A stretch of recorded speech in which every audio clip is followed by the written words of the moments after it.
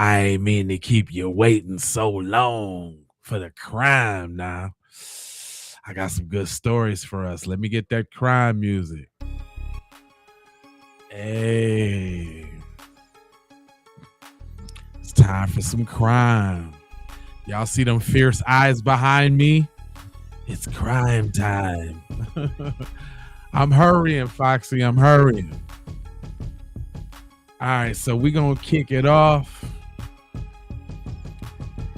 I got one with some action, y'all. It's like 20 minutes or something like that. But let's get it cracking. Yeah. It's crime time.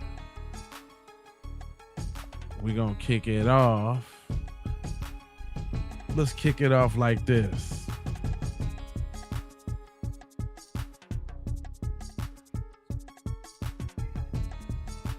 Yeah.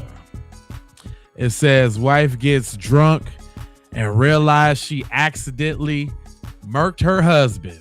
Let's go. You have a warrant? Hey, listen. What do I have a warrant for? For homicide.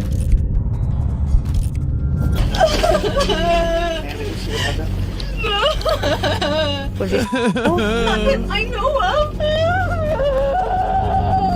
Police have just arrived to the home of Heather Heffer after she reported her husband had just committed suicide. I didn't think they were that deep, you guys. I didn't do anything. Listen, I know it's just part of their investigation. At first, it seemed like any other suicide report, Heather showing her emotions for her husband, but that's when officers noticed something strange. I can just explain. We're gonna, just based on the totality of everything here, it's better that we do a search warrant and make sure you're not removing anything that we would need. Yo, I'm having anxiety. What seemed to be a simple investigation would soon turn into an entire family homicide, full of betrayal, lies, and even sexual motives. Please understand, it's just a mess in my head. I don't think he's himself. I think that's retarded. From what I'm seeing, I don't think this is self-inflicted. You think I did this? Why the fuck would you do that? Just leave all the evidence there where it should be. Maybe a little sketch that on your phone right now? I walked in on him watching once. I told him to just shut up, just shut up. So you didn't let the officer know you were awake the whole time? And on the days that followed, this investigation would soon turn into one of the worst and horrifying cases New Mexico ever came across. I didn't do anything. I understand. I know. I failed. I fucking failed. And I know that. I did not do this. I did not see this happen. I'm not a bad person. I'm not. It all began in the early morning hours of November 29th, 2020, at 5:40 a.m., when dispatchers received a disturbing 911 call from Heather Fernandez Hofer, reporting that her husband, Robert, was unresponsive. She claimed he had himself, but the details she had given didn't quite add up. Officers were immediately dispatched to the couple's home in Farmington, New Mexico. The responding officer arrived on scene, where Heather led police to the bedroom, setting the stage for what would become a years-long investigation into Robert's death.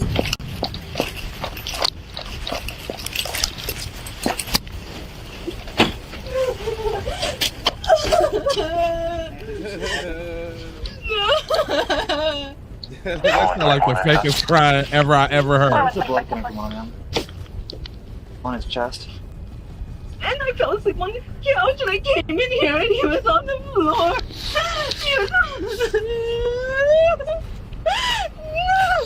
The scene didn't align with a clean, self-inflicted. Officers pressed for a complete, step-by-step account to reconcile the gaps. Heather's explanation introduced inconsistencies that would shadow the case and later come back to torment her. Was he? Not that I know of. Was he laying here in bed and moving over the ground? And when I got up,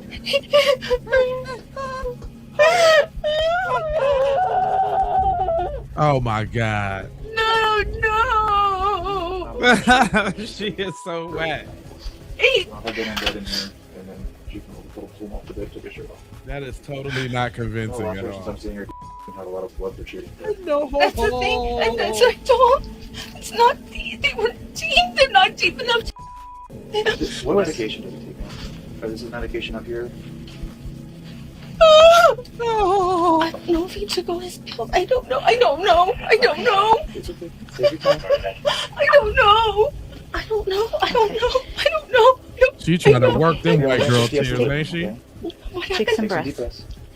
Is there anything we can get you, ma'am? I don't want him to be like that, and I know We're gonna take care of him. She look like that's Benjamin Button. She an old looking young person. You see, cases like this start with one call. Imagine this: your name, address, phone number, even your passwords, bought and sold like cheap evidence on the dark web, all because some company you trusted couldn't keep your data safe. And here's the truth: you'd never even know until the scammers show up pretending to be your bank, or worse, someone uses your identity to commit a crime. That's why I use Aura, the sponsor of today's video. Aura scans the darkest corners of the internet for the oh wow, that's great. Protect yourself. Start today. Officers carefully repositioned him, stabilizing and preserving the scene. They locked down the bedroom so detectives can take over. What the room would reveal would decide whether this was in fact a self-inflicted wound or the first chapter of a homicide. I don't know, you guys. I don't know. I don't know what he did. I don't know. It's okay. We're gonna have somebody come and look at him, but we're gonna try and move him to a more accessible place, right here, right outside the door. You should try moving him when you're 4'11". What's that? You should try flipping him over when I'm 4'11". Oh, He yeah. was laying on his. You're talking to. Face down, Okay. and I rolled him over, and then it's. You're talking too much. Is there any way that I can get you to step out, and we're gonna end up coming out that way, or do you want to wait until we move him? No. It's up to you. You can stay with him. It's just. I see he's wearing these compression socks. Does he have some medical conditions? Blood clots in his legs? Okay. Did he complain at all about any like feeling of pain or anywhere in his body? I don't know what he did, you guys. I don't know what he did. I don't know what he did. I don't know what he did. I just don't know. Like I said, we're gonna have somebody come and check him out. That way, you know, they can front and back look at him more thoroughly. Okay. I don't know. At this point, there's no way of us I don't knowing. Now I'll give you a minute to say goodbye to him. We'll have to move you out, okay, so we can conduct our investigation. The officer needed the full picture, start to finish. That meant a complete, step-by-step account of the night. Who was where, what was touched, and when 911 was called. Heather gave her first full version of events, minute by minute. It sounded promising, but these small details are about to start cracking. That's what we're gonna investigate. We're gonna have somebody. We'll sit back down and we'll start back on the story that you're telling. I didn't think they were that deep, you guys. I didn't. I would have taken him in. Boy, she working them tears. I would have taken him in. I didn't think they were that deep. That's where the knife is. He is not playing with them tears. Heather, do you know where the knife is that you had, or He said it was not a steak knife, but I didn't see them. That's the thing, is I didn't see them. These are the knives. These are the steak knives. Okay, we'll check them. We'll go with them.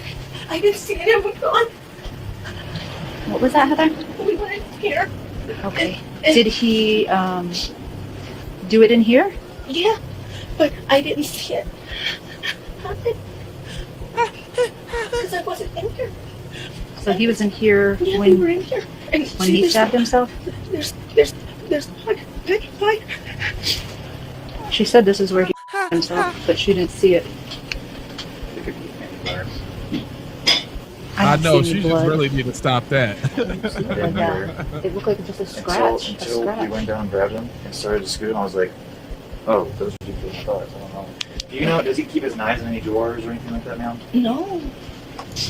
And do you know if it was in here where he ended up possibly hurting himself, or what had happened exactly, Heather? Yeah. Well, we were going to bed, and he was like, it hurts. And I put him in bed, and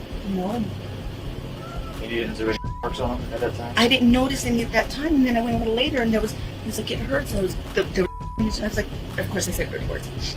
And what the did you do? Did this happen whenever you were moving him on your shirt? You have some of this, some blood. Uh-oh. And I took it off of him, and I cleaned it up. Yeah, he was wearing a shirt. Yeah, and now I can't find it. He was wearing a shirt and a jacket. Okay. So Uh-oh. with all that said, and I'm just kind of warn you ahead of time, they're going to probably collect your shirt, take pictures of you and your hands. Just because I didn't do anything. Listen, I know it's just part of their investigation, and I just wanted to warn you ahead of time. Just they're going to get here. I don't want you to be surprised by anything that happens. Okay, their investigation is going to be very thorough, and they're going to ask you questions. And kind of try and get a timeline together. With Robert pronounced dead at the scene, and Heather claiming he himself with a small steak knife, about 8 centimeters long, sharp What? steel What blade, up? plain wooden handle. It's on detectives to make sense of a story that already feels off. Time to pick up the pieces of a broken puzzle and reconstruct the night, step by step. But the scene wouldn't cooperate. In the early morning, nothing lined up cleanly, and the harder they looked, the less it made sense. Uh-oh.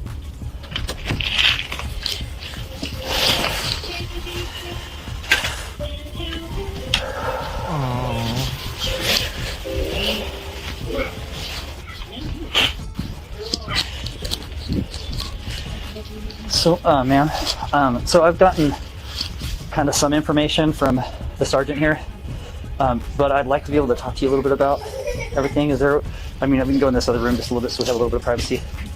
So I'm Detective Stanton. I've worked with Farmington for a while. And again, I've had a couple preliminary, some of the preliminary information that was given to me that I'd like to hear a little bit more from you. And well, I didn't even catch your name. What was your name, ma'am? Heather? What's your last name? And you've lived here at the same residence for 17 years? Okay. You mentioned you had a few health issues. As one detective stays inside trying to piece together exactly what happened, the other searches the block, looking for anyone who heard anything, especially about the woman Robert once called her lover. 2 doors, 2 neighbors, 2 stories, and one of them could blow this whole investigation wide open. How's it going, man? Can I talk to you for a minute? Yeah. So, we're just investigating something, not at the Blue House, but one over there. Yeah, Did you hear anything last night or earlier this morning or anything like that? I got up at 1 this morning, Uh-huh. and I got home. I didn't hear nothing. Didn't hear anything. See You know, yeah. But we live, I mean, our room was way in the back. We could hear something going on back there. I didn't hear nothing. Oh, okay. I don't know. Did you hear anything last night? I don't know. Sometime, anytime after midnight, between midnight maybe and 4 o'clock, 5 o'clock? You were out. Okay. All right. I can't say much about what's going on, but we'll probably be here for a while. Okay. So- Does it look like a homicide? Or is it... Well, we can't say. So. Oh, okay. Okay. Well, thank you guys. Yeah. Appreciate it.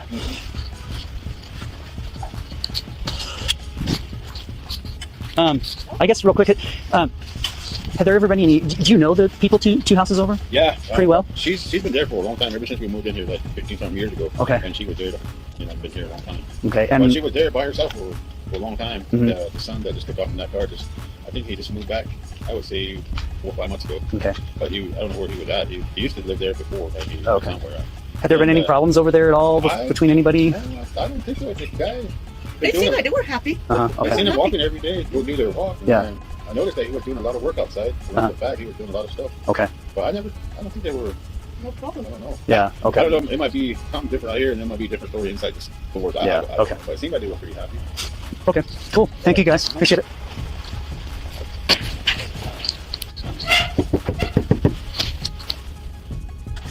Hello. Hi. How are you? Good, how are you? Good. Is it okay to talk to you? I'm Detective Stanton with Farmington Police. One moment. Okay. I guess one of the other detectives that was here had talked to you real quick. Did you say you stepped out of? Were you just outside not so long ago? No, I just woke up. I work nights. Oh, okay. Anybody else home right now? No, my roommate took off. Okay, maybe that's who it was. Maybe. What's your roommate's name? The BNK. Shadell. I've seen Shadell? Yeah. Okay. And you say you work nights? Yeah. What time did you get home? I don't know, 5 a.m. 5? Okay. We're investigating something that happened next door. Did you hear anything at all this morning? No, once I got home, I just went straight to bed. Okay. And then I just heard you knocking right now. Okay.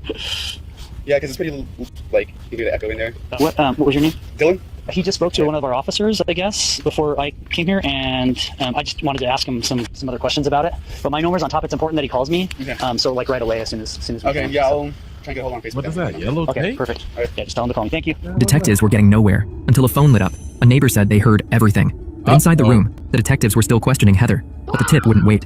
But neither would her story. Please understand, it's just a mess in my head. Are we talking like naked pictures? Yes, thank you. Okay. Is there any like child or anything like that on there? No. What types of things are we going to see on there? I understand. I know. I failed. I fucking Well, failed. I'm not And I know saying that. I did not do this. I did not see this happening. I'm not that person. I'm not. Samantha, did he have any like history of depression or any history of ideations, anything like that? Not with me. Okay. Not with me. Okay. So, we did together about a year. Okay. And, not with me. His mom may have a little bit more information on that than I do. So since you've known him, there's never been any history of that? No. No. I was saying that it's the happiest he's ever been. And there was no argument or any fighting or anything last night? Nothing like that? Okay. No, that wasn't something you did? Okay. And were these, any of your other family, were they awake during any of this that was happening? No? About what time did they go to bed? Do you remember? Detectives finally had version 1 of the night, but they'd soon realized this story came in multiple versions. For now, the team was split. Was this the act of someone inside the home, or did Robert actually do this to himself? As one detective wrapped up the first interview, another answered a call from a neighbor who wasn't there earlier, and what they shared was truly surprising. Crimes like ours are very hard to produce due to so many restrictions. That's why we made a Patreon where we leave nothing hidden. We keep it all raw. Our team consistently puts a lot of work on this Patreon, giving daily... Okay, nice commercial, but we don't care. Hello, this is Dale, the neighbor. Oh, hey, yeah. And is it Shadell Pete Light? Yeah. Okay, cool. I talked to your roommate, and I heard that you might have spoken to one of the officers on scene there before you left. I just need to get a little information from you. Sure. Hello? Sorry. Hey, you there? Okay, yeah, I'm ready. So one of the officers said that you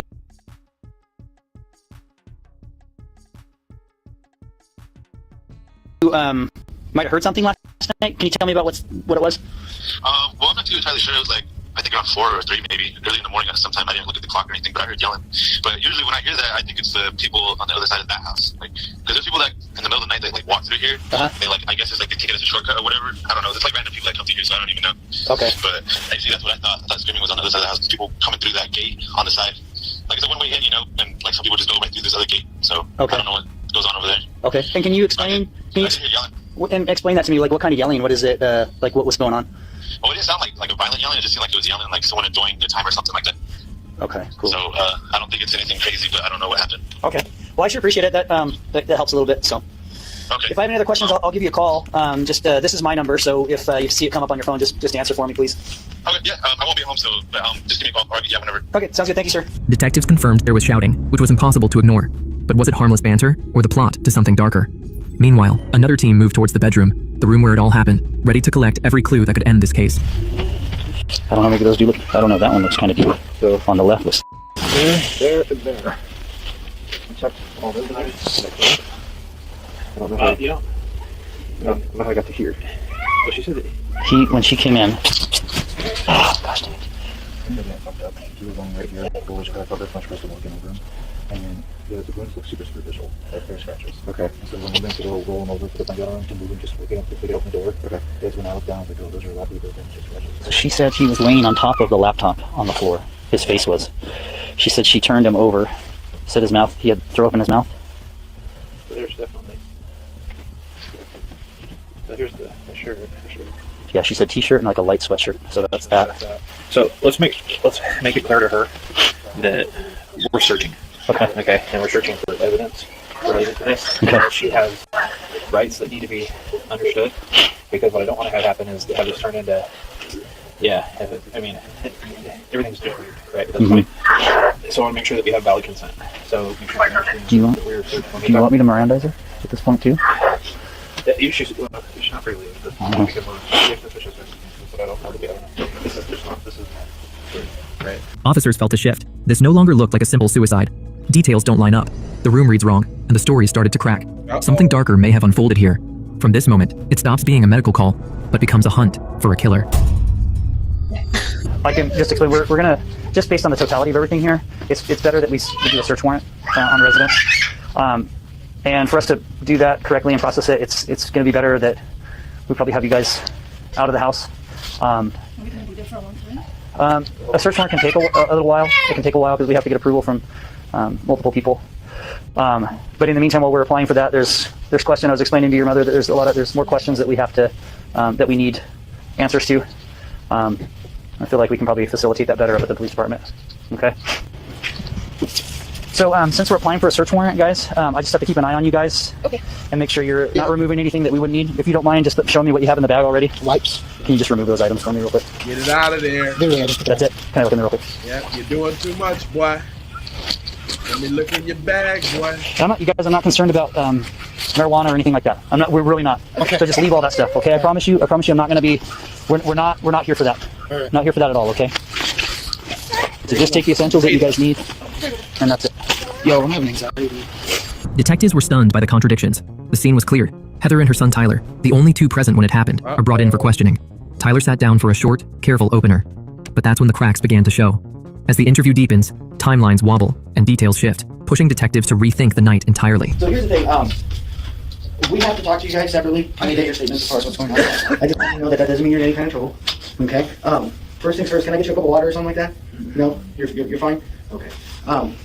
So, once again, my name is Detective Martinez with the Department of Police Department. Okay. So I heard there was an unfortunate situation or incident that happened this morning, and so I'm kind of here to just get everybody's statements. We're all participating to help get statements and stuff like that as to inquire about what happened last night. With that being said, so like I said, you're not in any kind of trouble or anything like that. So once again, walk me through what happened last night. So I don't know, just what happened yesterday, like what you guys have going on and stuff. All right, so yesterday we had time to go to the dump because we had the trailer for doing stuff, and then we had all the trash. We were going to the dump. Why they and always then talking we went without to the dump, a lawyer? And then my best friend's mom needed help with the storage unit, so she called and was like, "Hey man, I need your help." So I got dropped off at my friend's mom's house, went into the storage unit, and got home around 4:30. So then I kicked it with my son, smoked a little bit, and then 7 o'clock, gave him a bath. After his bath, I took my medication, took a shower with my girlfriend because she can't shower by herself right now because she just had surgery. And then after that, Robert and my mom had my kids for an hour, and then I went to bed. Did you hear any arguing over? Did you hear anybody crying?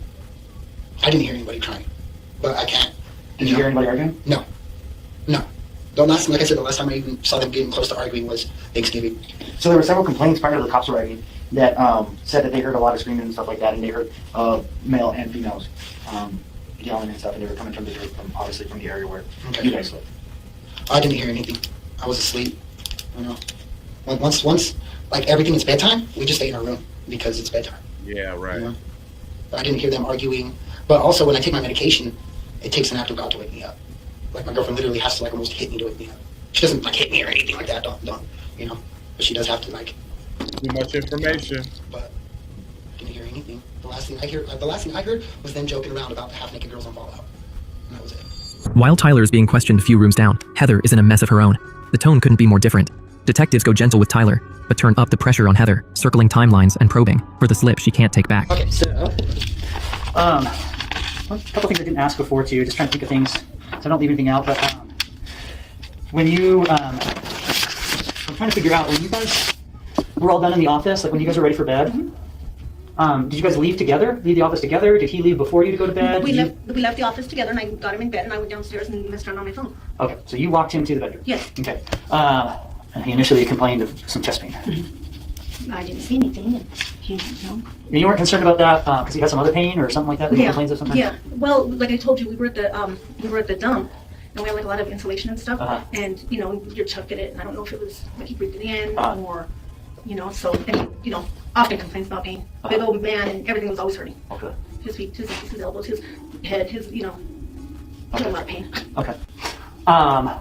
Okay, so then when you did find him in the bedroom, when you went back in later and noticed he had some injuries and he had wet the bed, where was he laying in the bed? Was he laying to, do you guys, have a certain side of the bed that you lay on? His side is right, this side by the door. This is the closest to the door? Okay, was he laying in there? How was he laying on there? On his side? Laying on his side, left side or right side? The right side. So he's lying on his right side. Is he right-handed? Yes. How did you notice that he had wet the bed? I guess is my question. Did you, with the covers off of him, or you put your hand in it? Okay. Were you getting ready? How did that happen? Because were you going to go? Were you going to try to? Go to bed. You were going to go get in bed. Okay. So you went to go climb over him, or what? Explain. Yeah. Okay.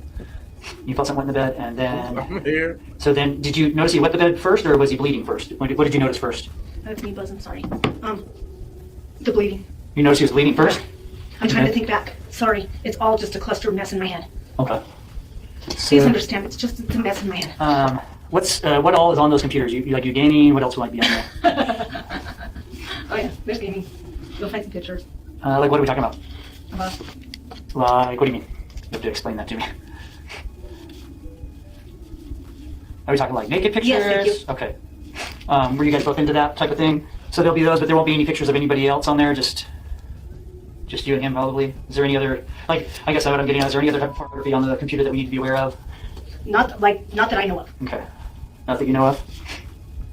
And it's not really an issue unless it's something that is illegal? Is there any child pornography or anything like that on there? No. Okay. What types of things are we going to see on there? So, waiting. Well, we're adults, you can tell me. What are you guys into? What do you guys... You'll just see pictures of us, and you'll see a couple videos, and because he likes to watch. Okay. I should say. Okay. I mean, were you guys into like any type like of like BDSM or anything like that type of stuff? You know, but you'll find all kinds of shit in the top drawer of my room. Like what type of stuff?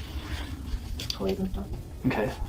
You know what I'm talking about with like BDSM Yes. and all that stuff. You guys didn't like to tie each other up or hurt each other or anything like that? That wasn't your thing? Your guys' thing? His thing or your thing? It wasn't his thing.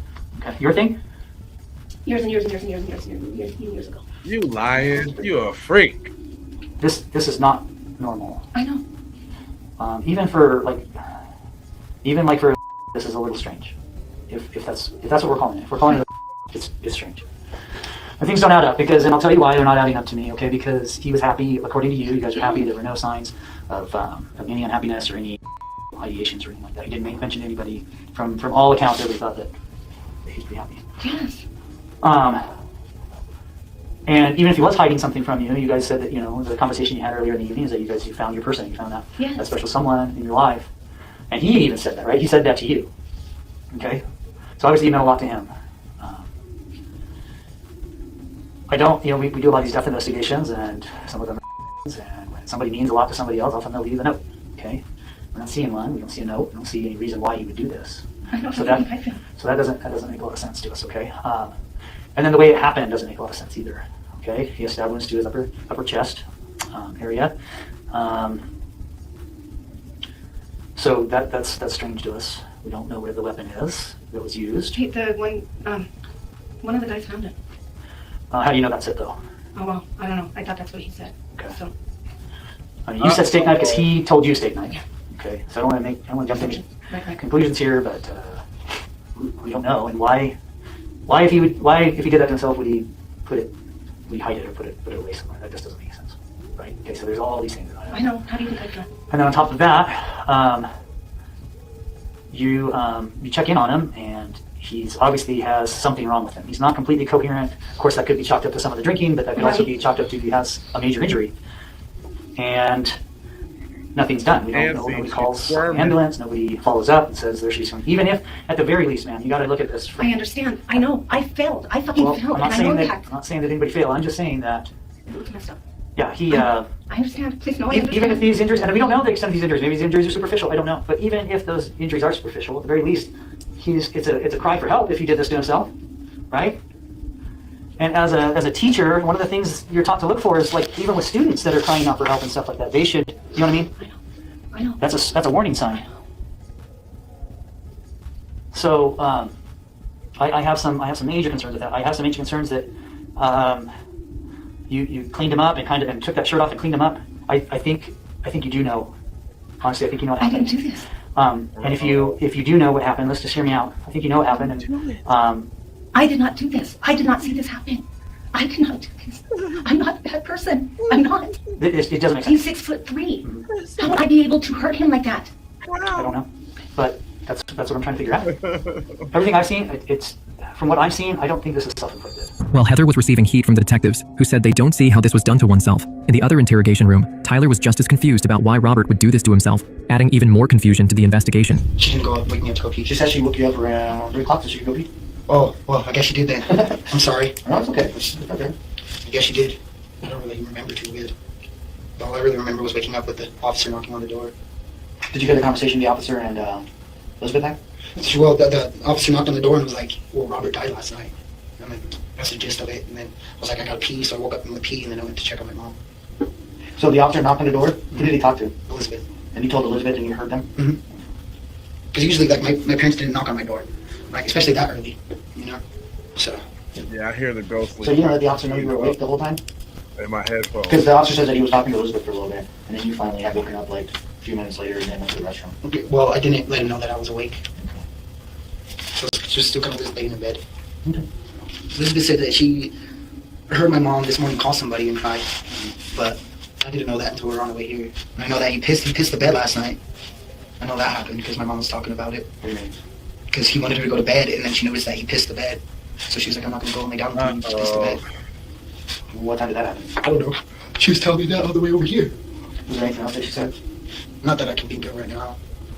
Just telling me for guilty. You know, it's not like she did anything. But that boy need a fix right now. She said that while we were in that room, all 3 of us together. That's what she said.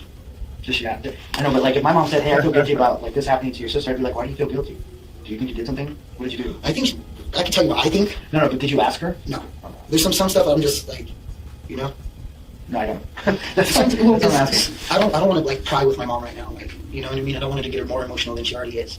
So when you do your sessions with your psychiatrist, don't the psychiatrist sometimes poke to get you to open up?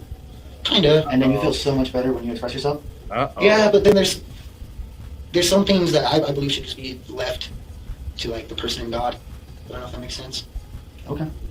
That's So the guilt that she has, man. that she told you she's feeling, do you think that should be left to her and God to sort out? No, I think she needs somebody to talk to that's not somebody who already has issues, like, you know, mental problems and things that are like, you know what I mean? I'm not gonna lie to you. I respect you so much. You went and you had a surgery, and you're like this really like you sound very intelligent. You're able to spell out your medication, and I mean those letters and wording, and if you put the dials together and stuff like that, it all sounds different. Like I was having difficulty spelling it, but you spelled it out for me, and that's freaking awesome. My mom's a teacher, so she teaches me. Yeah. So and then not only that, but you're very very articulate with dates and numbers and stuff like that. And based off of what I can and just hear talking to you, man, you look pretty normal to me, and you sound normal and stuff like that. So. No, you don't. I hope that you never let anybody try to tell you otherwise. You know what I mean? Yeah. You're a very smart individual and stuff like that, and I very much well respect you for it. So I know I died for a bit of time, and so like people can believe what they believe, but I know I died for a little bit. And I talked to my dad, and I promised him that, you know what I mean, I wasn't gonna make the same mistakes he did, and I wasn't gonna keep doing what I was doing, and I was gonna actually be there for my son and not just be like, oh, I have a son. The afterlife experience. And do you feel like you've ever made mistakes like your dad? No. Good. No. I had a point of infidelity with my girlfriend, so he's talked to me about that, but anything crazy? No. Would like they hurt each other or anything like that? No, I wouldn't think that they hurt each other sexually. Like, I know they get tied up and shit like that. You stuttered a little bit about it. I was like, oh. He do look fiendish, don't he? But not anything different than a normal BDSM type of person, you know? So is that what they do, BDSM stuff? I think so. Tie each other up? Yeah. I think my mom's usually the one being tied up, but that's just from what she says. Yeah. What he says? She said it, because he doesn't, I mean, even she said that he doesn't like it too much because he feels like he's raping her or something. And it's like, well, it's not like that, bro. Okay. But she's like, he's never complained about her maybe hitting him, punching him, or anything like that? But she's come at you. Has she ever done like that with Elizabeth? No. I don't think. No. Honestly, I think Elizabeth was a sleeper. She's that bad, huh? Oh yeah, Elizabeth's pretty tough. Right on. Yeah. So you've had nothing but strong women in your life. Oh yeah. Detectives asked Heather about her private life and checking her basic facts, but her story still didn't explain how this could be self-inflicted. The more she talked, the less it added up. Detectives still couldn't make the scene match a suicide. Something just had to be wrong. From what I'm seeing, I don't think this is self-inflicted. You think I did this? I haven't come out and said that to you. Okay. You think I did this? But if he didn't do it to himself, somebody did. And there's not very many people in that house that would be capable of doing this. Right. Or would have reason to. Right. Okay? So that's what I'm trying to understand.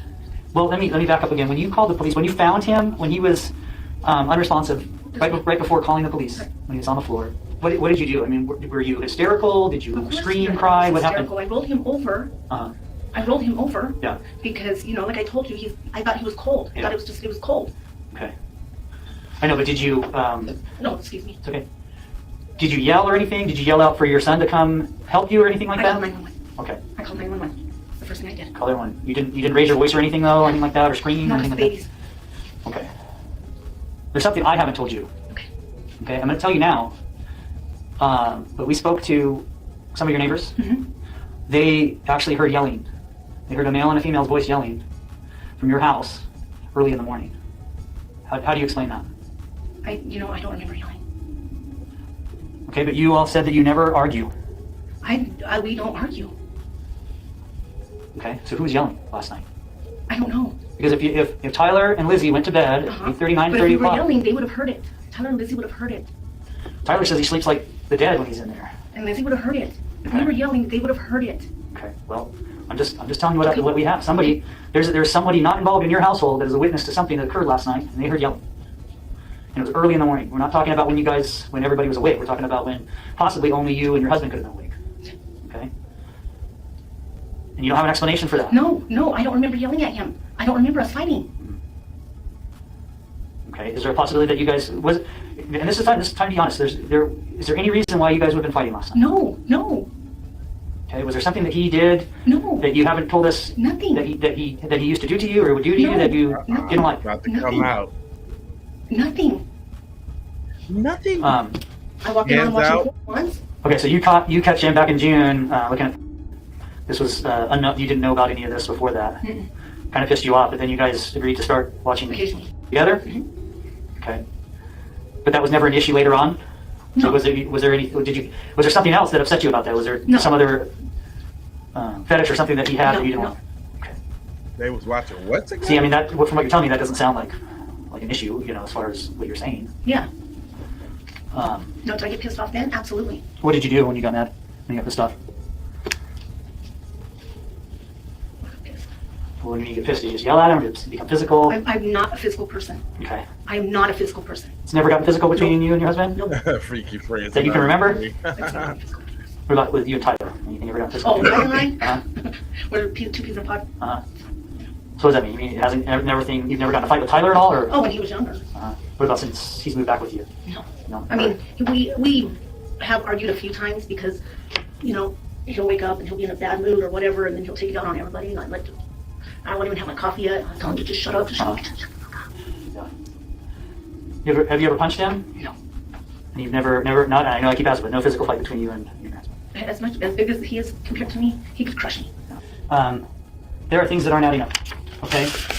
And I think you're being honest with me up to a point, but I think there's a little bit you're not telling me, okay? Because you're pretty descriptive going into certain things, and then there's a point where it gets a little vague, or you're avoiding talking to it. Okay. You're making motions like maybe because you're thinking. Okay. And I don't discount that. Right, of course not. After you found him, you're calling the police. Did anybody else see him, or No. Tyler didn't go in and look at him, or? No, not that I think you guys were there before the kids got up. Okay, so Tyler was just getting up as police came, or something like that. Yes. Okay, so he didn't have any time to go in and look and see his condition or anything like that. No. Okay. Do you remember anything about what they teach about, like lacerations and wounds and stuff like that, and wound care and everything like that? Not really. Well, when that, I just it all gets lost. Yeah. Okay. Is there anything that they're going to find in autopsy that's going to contradict what you're telling me today? No, there shouldn't be. Okay. Detectives don't buy Heather's story, but without proof, they can't pin it on her.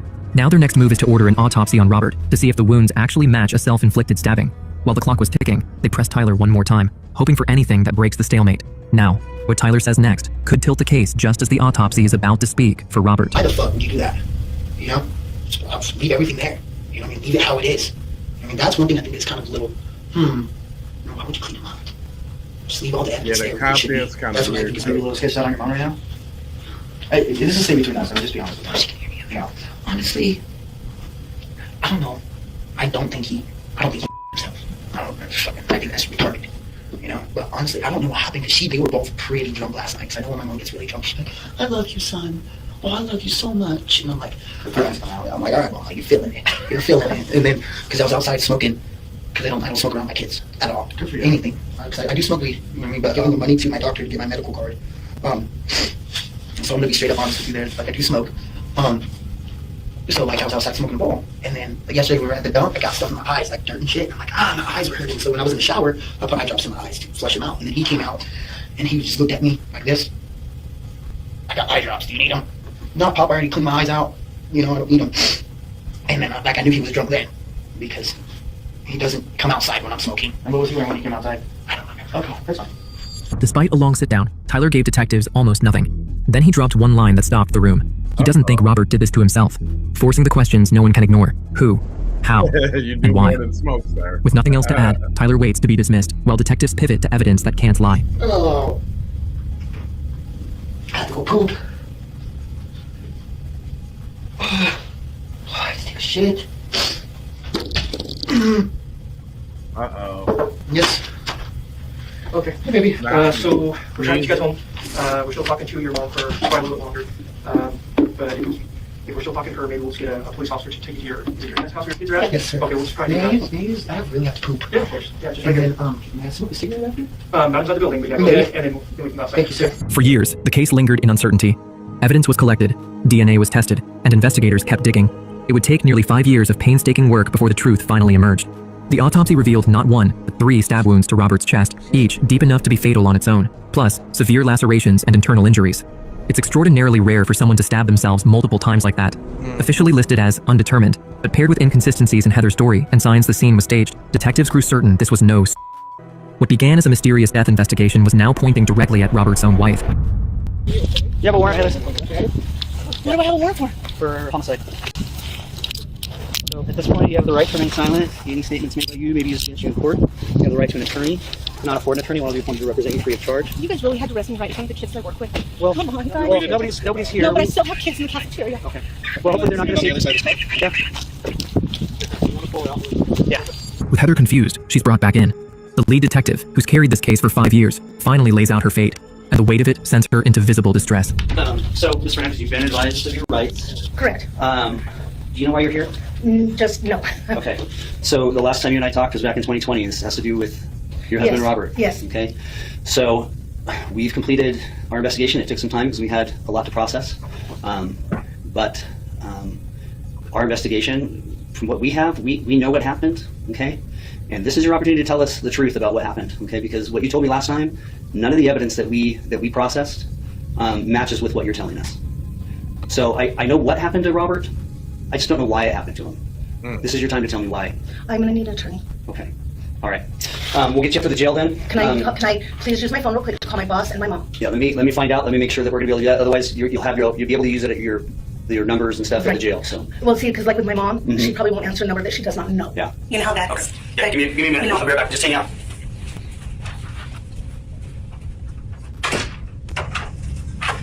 Hello. All right, we're gonna get you up there. So I'm not going to be able to use my phone to call because I don't have. Once we get you up to the jail, I'll let you do that. Okay, but the thing is, like I told the detective, I'm going to need to use my phone to call my mom because she won't. They can let you do all that. Okay, you know what I mean? You know how older people, it's like, I don't know the number, I'm not going to answer. Yeah. But if I call. And it's not like you get one phone call. It's not like. I know, but I've got to. So you just want to put your jacket on. You're trying to get that phone. I want to cry. I'm not gonna try to take you cry. I want to cry. I'm going to scream. I'm going to throw shit. I'm scared. Yeah. It makes sense. It's not my job to make that worse right now. Oh, I know. So I'm gonna do my best not to. Okay. Ready? No, not really. Relatively. Do you have shoulder issues? Nah, I'm just fat. Okay. Okay. You ready? Okay. Not really. Well, ready to get out of here early?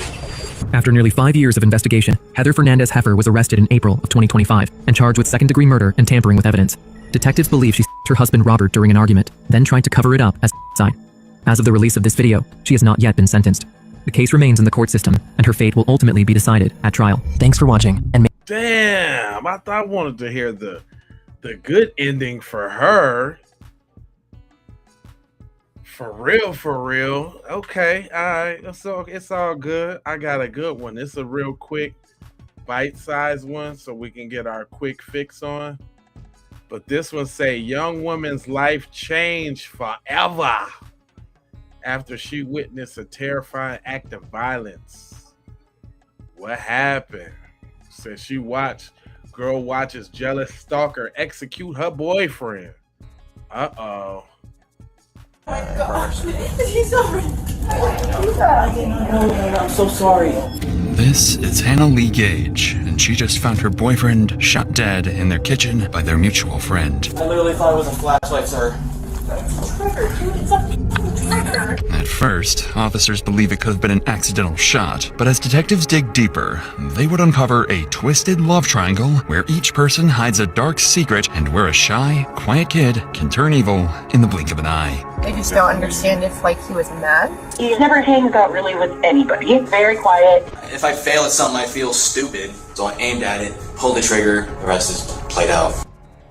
In the early hours of December 31st, just one day before New Year's, the Lake Stevens Police Department receives a terrifying call. On the line is 23-year-old Hannah Lee Gage, watching in horror as her boyfriend bleeds out from a gunshot wound to the chest. Hurry, someone's been shot, hurry. Oh my god, I don't even know, I wasn't paying attention. My friend just grabbed my other friend's gun, and I think he was just trying to play around me. I shot him. I'm away. The man with the gun, where is he? He's in my kitchen, he's yelling for me to help. I feel like I need to help. Okay, what is his name? What's your name, huh? What's your name? God. Officers rush to the scene, knowing the situation is dire. The victim may be moments away from death, while the killer stands watching. And what they'd find inside wasn't just a horrific scene, it was the end result of obsession turning into violence. Oh, thank God they're here. They're here. Okay, go to the door. Get the officers. Oh my God. Where's the gun? Please help. The gun's running. Come on, Neil. Please Come on. I'm inside. Neil? Is the ambulance on the way? They are. I literally thought the gun was a flashlight because he was using it as a flashlight. We were looking for a cat, and I saw that I was using a flashlight. I hope I just one? Yes, one shot. Is he okay? No, it's not okay. On the floor lies 27-year-old Neil Forestier, shot in the chest and no longer breathing. Paramedics arrive within minutes, fighting desperately to bring the young man back to life. Just a few feet away stands his friend, Joshua, insisting the shooting was an accident. But as the officer escorts him outside, reality begins to sink in. Stay over there. Stay over there.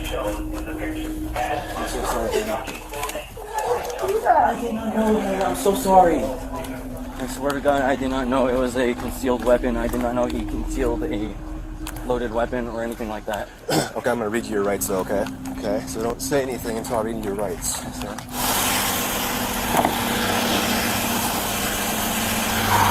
I have work in a few hours. I know, buddy.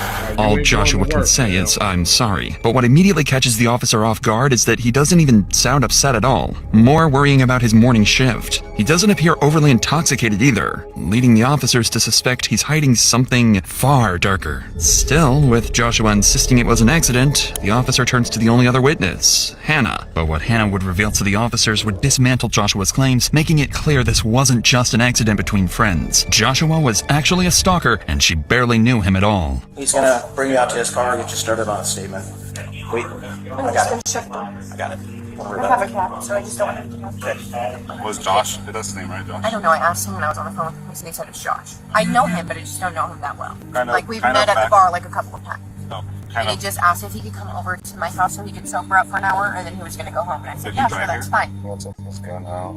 Here's Wood's guns. So him and Josh put it in the box. Josh started it. Like, he was, like, playing, doing it, acting around. And then he was like, oh, we can do that if you want. Like, we could just start with 10% and then go up. Unbeknownst to Hannah, Joshua was consumed by jealousy. He perceived himself as a nobody, a failure at everything, while Neil was a Navy veteran, a rising MMA fighter, and the boyfriend of the woman he desired. But this is when Hannah would voice what everyone is thinking, exposing just how ridiculous Joshua's excuse for the shooting really is.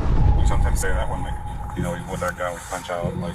Yeah, no, I never saw him grab the gun or point the gun. I just heard it, and I was like, I didn't really understand what it was. I just felt the ringing in my ear. Yeah. And it almost felt like something like ricocheted. How close would you say? I was so close. Like, we were all so close. My kitchen is small. It's a small apartment. We were all in that small little kitchen. Did Neil say anything? No.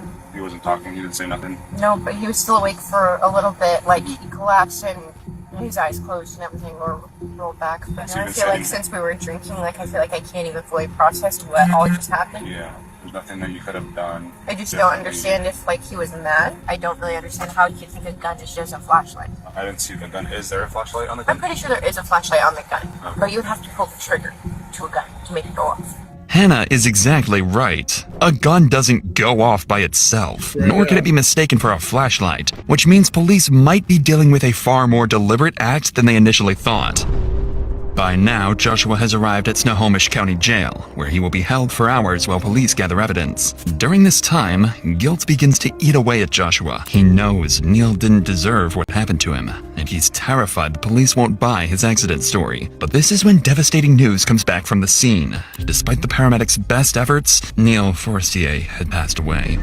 Neil was a religious man with a deep love for his country. He served in the Navy and later pursued a career as a professional mixed martial artist. Neil enjoyed making people happy, which is why he tried to befriend Joshua, making what happened to him all the more tragic. With Joshua in custody, detectives race to gather every piece of evidence before interviewing him. So they call the bartender who served drinks to the group just hours before the horrific shooting. She knows all three of them well, and to the detective's surprise, she seems to be on Joshua's side, portraying him as someone who wouldn't hurt a fly. So you normally see they're what you would call maybe irregulars? Yeah. Do they usually come in together, or do they usually hang out together? Josh never hangs out really with anybody. He is very quiet. No, he seemed like a little bit like he might have had Asperger's or something. Probably the last person I would have ever expected to have heard about. The bartender is shocked to learn what Joshua has done, suggesting that it may have been nothing more than a tragic accident. But what she's about to reveal hints at Joshua's darker motive, showing how a quiet, shy kid can turn evil in the blink of an eye. This past weekend, he did go hang out with Hannah. She is, like, very gregarious, really. Outgoing? She was that way. Would you maybe describe her as flirty? She's very flirty. Okay. And she honestly, the night that happened, started dancing with him, and I can see dancing with Josh or dancing with dancing with Josh. Like, yeah, like body to body kind of. Yeah, but nobody seemed upset. Like Neil didn't look mad. Did you see Hannah like making out with Josh at all, or just dancing? I didn't see that. It wasn't a surprise to me. Okay, and have you ever heard Josh express any kind of feelings about anybody in the bar or Hannah at all? Yeah, he stares a lot, but it seems not like creepy, more like very observational. Okay. Almost like he wishes he knew how to talk to people, but doesn't. Neil seems like a really nice person, and Josh seemed really sweet too. Awkward, and I could see where he might misread situations. Armed with a clearer understanding of the group's dynamics, the detectives hope they have enough leverage to get a confession from Joshua. So 4 days after Joshua's arrest, the detectives bring him in for questioning. Veteran detective Kristen Parnell will lead the investigation. She knows exactly how to handle suspects like Joshua. By using Joshua's own insecurities against him, Parnell will uncover his repressed feelings for Hannah and reveal the true motive behind the murder. You remember me, Detective Parnell? The reason I came down here was because some more stuff has come up, and I just kind of want to follow up with you and get some more questions answered. Okay. Parnell knows there are holes in Joshua's story, and she starts with one of them, the twisted reason he chose to go to Hannah's house instead of his own. You've been up for a while, had a couple of drinks at Creekside, and then asked Hannah if you could go back to her apartment, right? Yeah, just in case if I was to pass out. Why did you decide to go to her place versus just getting her right now? Something that would have been safe about going? I mean, there would have, but at the time I also wanted to head home, not head home, but head to Hannah's, hang out with her for a little bit just in case if I was to fall asleep there. You guys did the play fighting thing. Yeah, it just came out of the blue. I mean, knowing that I've gotten into a couple of fist fights in the past, you know, and I told him that I was pretty good at fighting. I was throwing good punches and stuff, and then he got his on me, and I'd say he did better than me. Because it hurt, right? It didn't hurt. Or, no, it didn't hurt enough to win out of you. It knocked me back, and I was kind of breathing a little hard for a little bit. Yeah. And then he kind of put his hand on my shoulder and said, "Are you okay?" You know, and I'm like, "Yeah, I'm fine. I'm just a little winded out." Just moments before the shooting, Joshua had asked Neil to play fight and test each other's strength. What Joshua didn't know, however, was that Neil was a professional fighter. But what irritated Joshua the most wasn't the punch itself, but Neil's reaction afterward. He simply placed a hand on Joshua's shoulder and asked if he was okay, a gesture that only made him feel more humiliated and emasculated. But there's something else in Joshua's story that catches Detective Parnell's attention. Tell me about the last time you were punched in the gut like that. This was back when I was in middle school. That was in recent memory, that was my last fight that I remember being in, and the guy I was fighting did sock me in the gut pretty good. Yeah. Around the same type of punch that Neil gave me. How did you feel in middle school when you got punched like that? At the time, I was not experienced, so I was in pain. I mean, it sounds like you kind of flashed back to that. Sometimes when something happens that reminds us of a previous experience, it's kind of like you're back in that previous experience. Did you feel like that? Not necessarily. I did feel like I was about to go on my knees like I did in the past, but I was holding on to the counters. The gun was, I'm guessing, on the counter in front of you then? So yeah. Neil's punch triggered a repressed memory in Joshua. The last time he was hit in the stomach, even if he refuses to admit it. But the detective doesn't stop there. She keeps pressing Joshua on the real reason he shot Neil, methodically dismantling his claim that it was an accident. What was going through your head then, right at that moment when you're bent over on the counter and like kind of trying to catch your breath again? What are you thinking? What are you feeling? Tell me what that was. I was thinking like, wow, this guy knows how to punch, you know? Yeah. And I was impressed by how hard he punched. I don't like failing at anything. If I fail at something, I feel stupid. And so after going through that thought process, I kind of paced through the kitchen a little bit. Then after pacing for a little bit, I saw the gun, and the rest is played out. You said last time that you were a little upset that it hit you that hard, right? Well, I wasn't upset. I was, like I said, I was surprised. I looked down at the counter and then saw the gun. I was also curious on how the flashlight part of the gun worked, and thought that the muzzle part was the flashlight. Your goal was to pull the trigger and fire a round, okay? Because you had just gotten punched, again, by this guy who was sleeping with a girl that you want to be sleeping with, if we're being honest, right? So I aimed at it, pulled the trigger. That answered my question and led me into a shock. Neil was everything Joshua is not. Successful, confident, liked by others. Being outpunched by him only deepened Joshua's sense of inferiority. All of this is obvious to Detective Parnell, but not to Joshua. He still wants her to believe it was nothing more than an accident. But take a closer look at Joshua. Does his reaction to the shooting seem genuine or merely performative? Neil gets hit, goes to the ground, and I know you went and grabbed a towel and you're trying to stop the bleeding and stuff. What are you thinking and feeling while you're... I felt like a complete asshole for just randomly picking up a gun that I did not know what to really do with. I just felt stupid. Like I wanted to cry, and just seeing her cry, and and that was making me feel more like a really bad friend. Like made me question myself. Like why? Like why would I do something stupid? Joshua says he felt guilty, but the detective isn't convinced. He's always wanted people to like him, and this might just be his attempt to win Parnell's sympathy. She catches on immediately and plans to use it to her advantage. Unbeknownst to Joshua, the police have confiscated his bag, and what they find inside is troubling, to say the least. Talk to me about your backpack that you were carrying around with you. I keep tools like flathead screwdrivers and stuff. Like what my favorite hobby to do is taking apart old, throwing away electronics and collecting scrap metal. And then one day I wanted to make money off of scrap metal. Talk to me about the other stuff that was in there. Like what? So we have your bag. I would have thought so. So tell me about the other stuff that's in there that you don't want to talk about. We're at a point where I feel like we should be able to be honest, right? And I think I've already demonstrated that it's hard to lie to me. I've been lied to a lot, so I'm really good at knowing when people are lying or when people are withholding. And you are not going to tell me anything in this room that I have not heard before. So you're not going to make me uncomfortable. You are not going to make me think badly about you. For me, I do this all the time. It's hard to think without looking inside my bag. What about you, Joel, that was in your bag? I'm trying to remember what was all in there. Please. Just if we were wanting to get a little, frisky or key or whatever. Okay. At this point, Detective Parnell can already tell that Joshua's actions are tied to his feelings for Hannah and his hatred of Neil, so she presses him to reveal the real reason he went to Hannah's house, something connected to the disturbing contents found in the bag. Maybe you're a little hopeful that you get to play with those with Hannah? No. I never wanted to have with Hannah. I never had the thought process of having. I've seen her flirting with other guys, and I'm like, she is flirting with other dudes, so it probably wouldn't be worth it. Come on. I thought about it, yes, but I wasn't gonna ask her. Oh, no, that's a weird question to say you want to go back. But, yeah. I mean... But I did thought about... Right, and kind of like we talked about before, like, hey, if you had gotten back there and one thing led to another, you weren't going to tell her no, right? Yeah, that's... Okay. Detective Parnell has just masterfully uncovered the truth from Joshua, even if he doesn't realize it yet. He's been consumed by jealousy for months, forced to watch someone else be with the woman he desires and humiliate him in front of her. The loss of Neil Forestier deeply impacted the city of Lake Stevens, where the community mourns a man who loved his country, proudly served in the Navy, and always tried to help others. The interview ends with Joshua Matthew Kelly being charged with second-degree murder and first-degree manslaughter. He's now awaiting his court hearing, and if convicted, he could face up to 18 years. That's it? That's some bull right there. That is some crap. That is crap-ola. I don't care what y'all say, that is whack as hell. 18 years? Come on. Alright, whatever. Y'all are still rolling with me. So everybody hit that like button. Make sure you subscribe. Hit the bell for notifications for more crime. And I got one that got just an action right off the top. It says, when a family conflict spiraled into violence, consequences were devastating for everyone involved.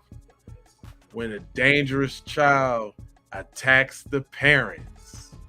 Shoot me! Shoot me!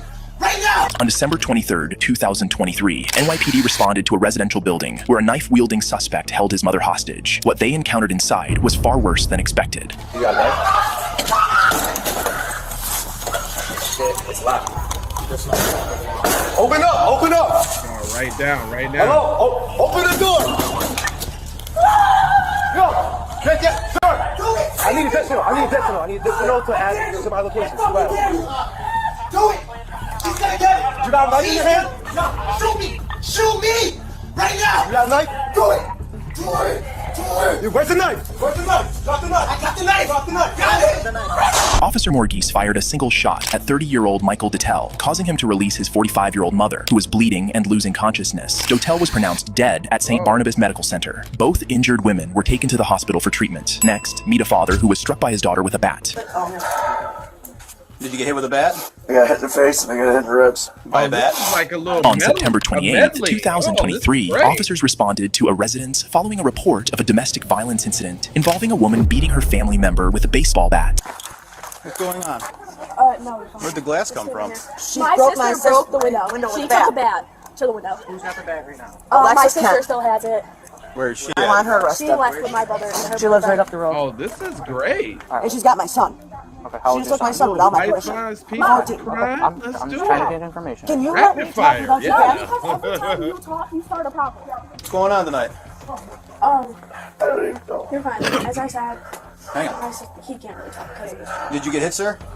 Do you want to be seen by an ambulance? I think he should, but he doesn't really have a way back. Can you take the ice bag off for a quick second? Did you get hit with a bat? I got hit in the face and I got hit in the ribs. By a bat?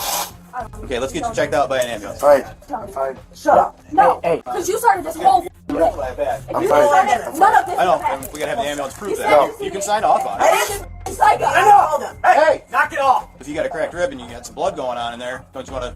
I'm supposed to get all my teeth pulled out on Monday, and then obviously it's even worse. Oh. After getting their statements, the officers quickly located the daughter at her residence to confront her. We're looking for Lexus Kent. Yeah, she's here. Probably go outside. Huh? We should have him. He's in the bar. Alexis? Yes. Come with us. You know why we're here, Alexis? Because I got Liam. What about the baseball bat?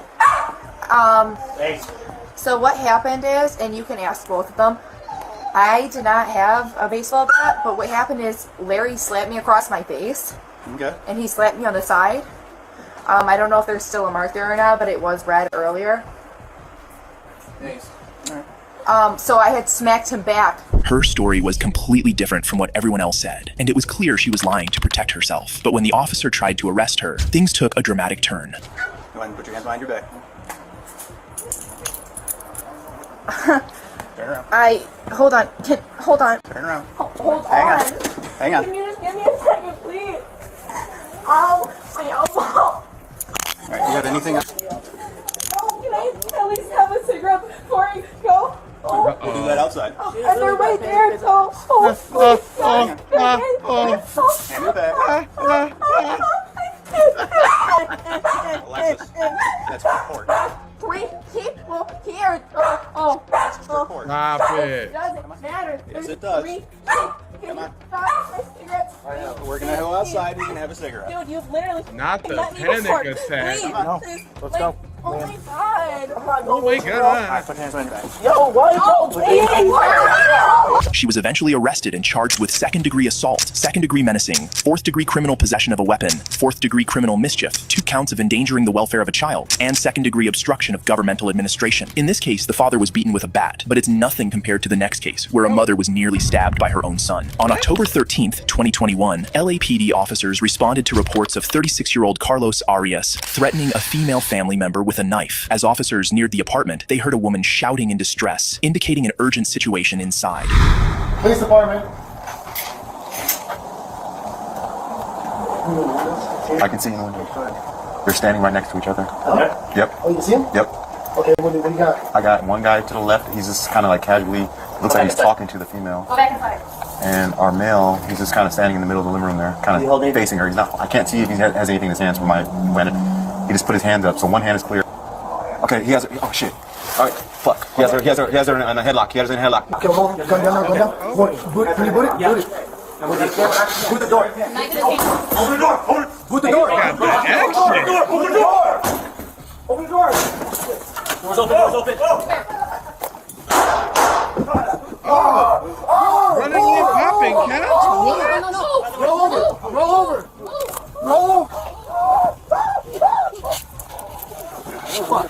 Not running in, jumping legs. Stabbing her.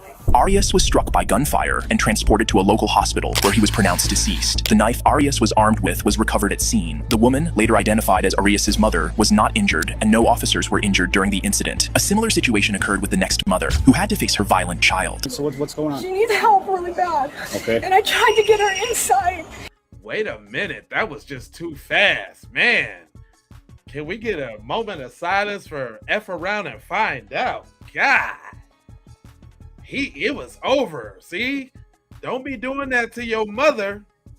Man. That was quick. I needed time to digest that. Oh my gosh, I love it. Jeez Louise. That was quick. Dang, in and out. Burger. What do you want? A number 2? Get you out of here. That was crazy. And she just got in my face and just started yelling at me, and she grabbed my hair. She pulled my hair and she grabbed my face and my chest. Okay. So And she started hitting me. Okay. What about the other side? Is there anything else on the other side? I don't know. On my face. So she was like clawing at it? Yes. And she pulled me by my hair. Oh my god, my hair's falling out. Okay. Can you do that again? Can you like fluff it? Okay. All right.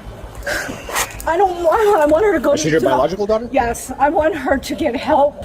She needs help. She has okay? And I know she's on right now.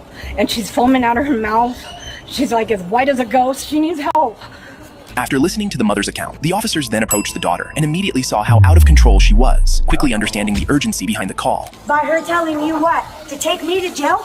Because I won't let her inside the house while she's shoving me and pushing me? And I mean, like she's hitting me, like not with needles or shoving me, like shoving drugs in your face because you want to push me all the time. I mean, like push drugs to make money so that I can dress up like you guys too, because now everyone else wants to be just like you guys. And everyone wants to be just like me. So am I the cops? Because I don't have cops. Her right on now. Someone call the cops. Or someone like me, just call 911. Drug abuse resistant education. With my education, I'm getting arrested. He's abusing us, and I'm a dog. I'm a bitch and he, but she's the one on all four when that should be me, walking on a chain back and forth, right? And I don't mean in your right mind or his left mind, because I'm just so out of my mind right now. Okay, so then bring me inside. No, you're not and treat me like you just treated Rosie. Yeah, she need her. Come and treat Christina just like you treated Rosie. And that doesn't mean letting her go inside to hide behind the toilet. Okay. Is that word? All? She continued slurring and making incoherent speech throughout her ride to the police station and didn't stop even when she arrived, a process that lasted about an hour. It took a while to get her under control, and she was charged with battery against a household member. In the next case, a dangerous son held his mother at knife point, and what happened to her next was truly heartbreaking. On July 26, 2021, LAPD officers responded to a hot prowl burglary and found Herman Gonzalez armed with a knife, using an elderly woman as a shield inside a Berry Avenue apartment. Oh no, say it ain't so. He wants to kill himself. Drop the knife. Drop the knife. No. Hey, 13, let me get it back up. No. Drop the knife. Drop the knife. No, please. No. Don't kill him. No. Please, no. Don't kill him. No, you shouldn't have done that, please. I was opening the door. Please. No. Gonzalez was struck by the gunfire and fell to the floor. The Los Angeles Fire Department responded to the scene and pronounced Gonzalez deceased. The knife Gonzalez was armed with was recovered at scene. In the next case, the suspect not only assaulted her mother, but also attacked the responding officers. Where? Oh, wait a minute. Gosh. You got to let me digest that a little bit. This too rapid fire for me. Slow down a little bit. Jeez.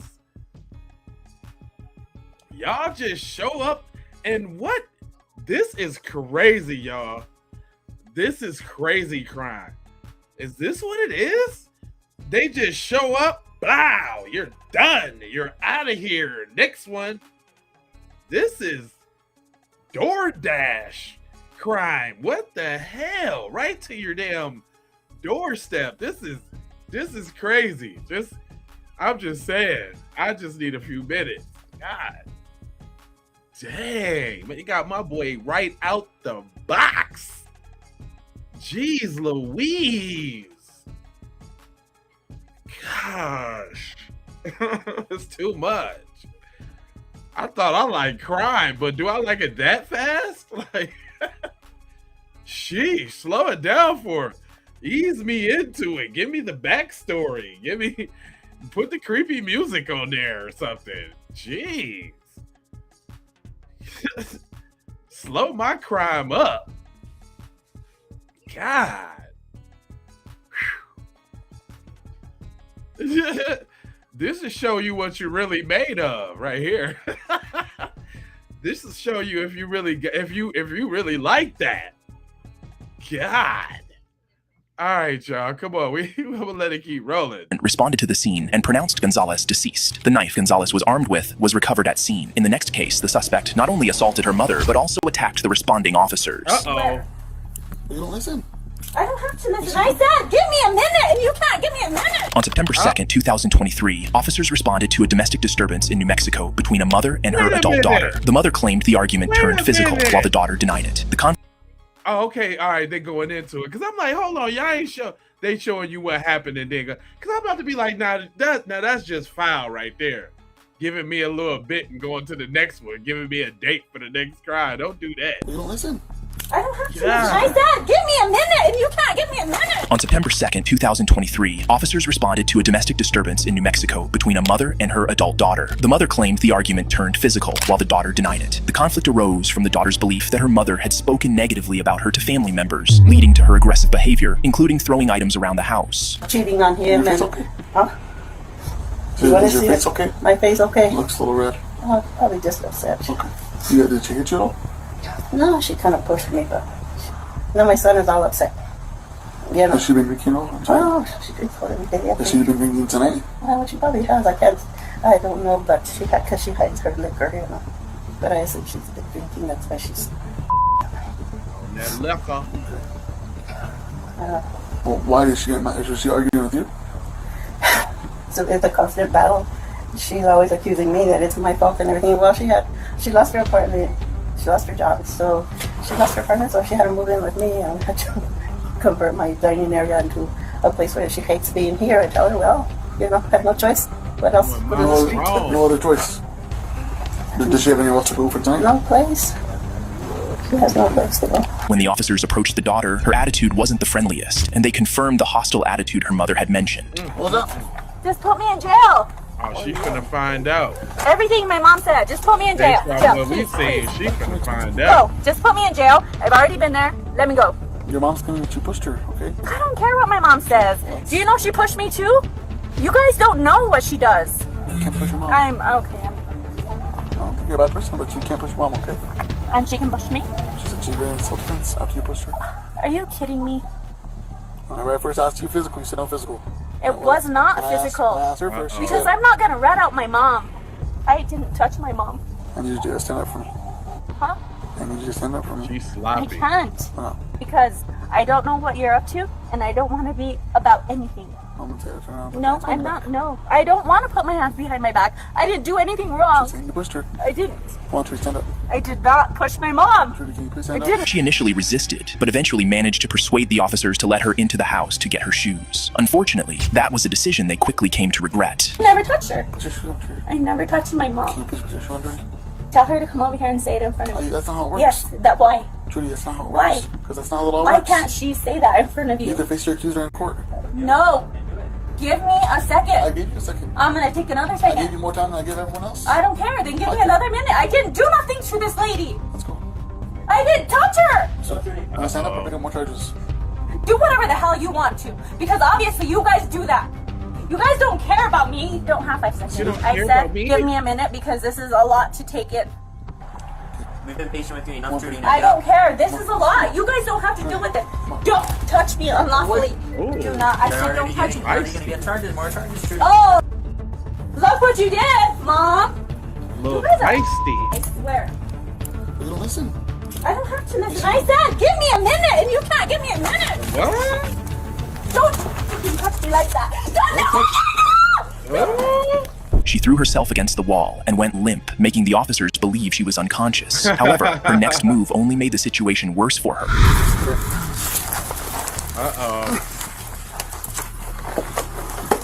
She went limp. Oh, that was a good. That was a good one. Let's see how that's Going to jail no matter what. No. Now get up on the bed. 1, 2, 3. Sit up, Trudy. Now you can stand up, Trudy. Come on, stop playing around. So I was hoping that when it comes to this, but Is that because of you, Mom?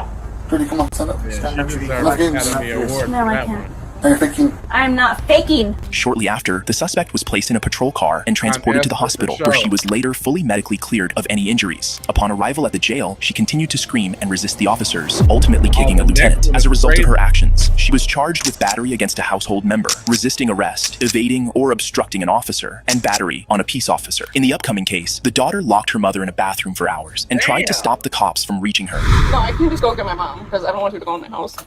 Well, I gotta talk to your mom, so I'm gonna have to go inside. I'm sorry. On June 12th, 2024, officers were dispatched in response to a domestic violence call involving a family with a history of mental health issues. The argument escalated to the point where the mother was locked in a bathroom. Upon arrival, the officers were greeted by the daughter at the front door. Hey, what's going on? We got a call. So my mom is like just freaking out at me.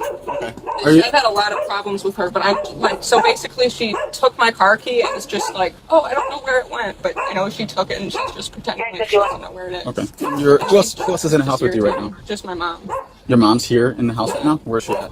Upstairs, but it's just that she like, so I had to take an Uber to work today because she took my car key last night and is just like not telling me where it is, was like laughing at me when I was looking for it for like 6 hours. I had to take an Uber to work and she's just like calling, like she's just trying to gaslight me that I lost the key, but she really just took it and I don't know what she like. Okay. Do me a favor. Can you step down here for a second. Just talking right now. I want to talk to your mom. After blaming her mother and portraying her as the villain, the officers wanted to understand the mother's perspective, but the daughter quickly became defensive, initially refusing to let the officers into the house. But they got in and confronted the mom and her daughter separately. Please don't. Excuse me.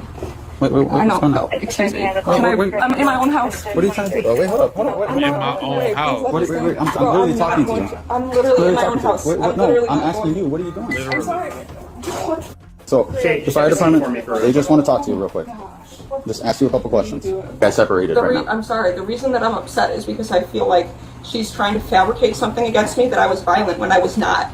I'm telling you. Your mom's gonna sign a petition to have you evaluated. I'd like you to come without any force, but we are going to the hospital. So, can we get you some shoes to put on so we can walk to the ambulance, please? Put your shoes on. I would not. I do not consent to this. It's beyond that. It's beyond consent. Jay. You're being taken to the hospital. And again, I'd like to not have to force this situation. So I'm asking you, can we get you some shoes to put on so that we can go to the hospital? At this point, despite the daughter's attempts to play the victim, the officers were determined to take her to the hospital, but she wouldn't make it easy for them. Come on, check. I'd like you to come with us. Why are you doing this? We're going to the hospital. I'm not upset. Please get away from me. Just get away from me. Seriously. Get away from me, please. You don't need to do this to me. Why? No, this camera's not moving. Okay. I'm going to show this to the whole world what you're doing right now. You're welcome to do that. It's fine. Shay, we gotta go. Taking you down. Stop. Uh-oh. Stop, please. Stop. She stole my key. I don't. All I want is my key. No. I'm sorry. I won't say that. Okay, I won't say. I'm sorry. You're hurting me. I'm sorry. I'm trying to. Okay, stop Because I won't. Whatever. If she. Why is. Please stop touching me. Stop touching me, please. After much resistance, she gave in and finally agreed to go to the hospital. Once evaluated, she was processed and charged with domestic violence. Dang. That was rapid fire. I like that one. I'm gonna try to find some more of them for the squad though, for real. But I got one that's for you to mess your head up. Hit the like button, subscribe, drop me some jewels or something, because this one right here is heavy. I'm talking about heavy. Family discovers missing dad's head inside a garbage bag. Ugh. Let's go. Is that okay? Back up, please. Back up. Okay, back up. Officers report to a seemingly routine traffic incident in Moses Lake, Washington. What no officer on scene realizes is that this encounter would be the start of a terrifying investigation, leading to the most dark and twisted body cam footage we've ever shown on this channel. If you want I already know who did it. listen to me, please. Get out of your car and come get my kid. Put him in cuffs right now. Don't say anything right now. We don't know. Man, did you do it? Look at me. Man, did you do it?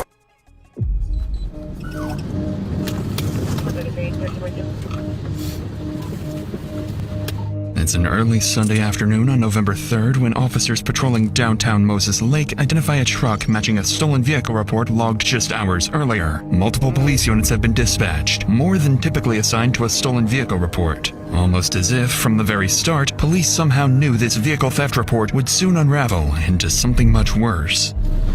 145 back. We're slow rolled in.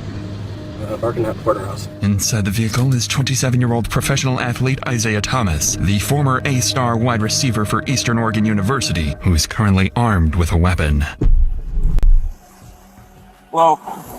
Hey, go and get out of the car. Get out of the truck, please. Here's what happened.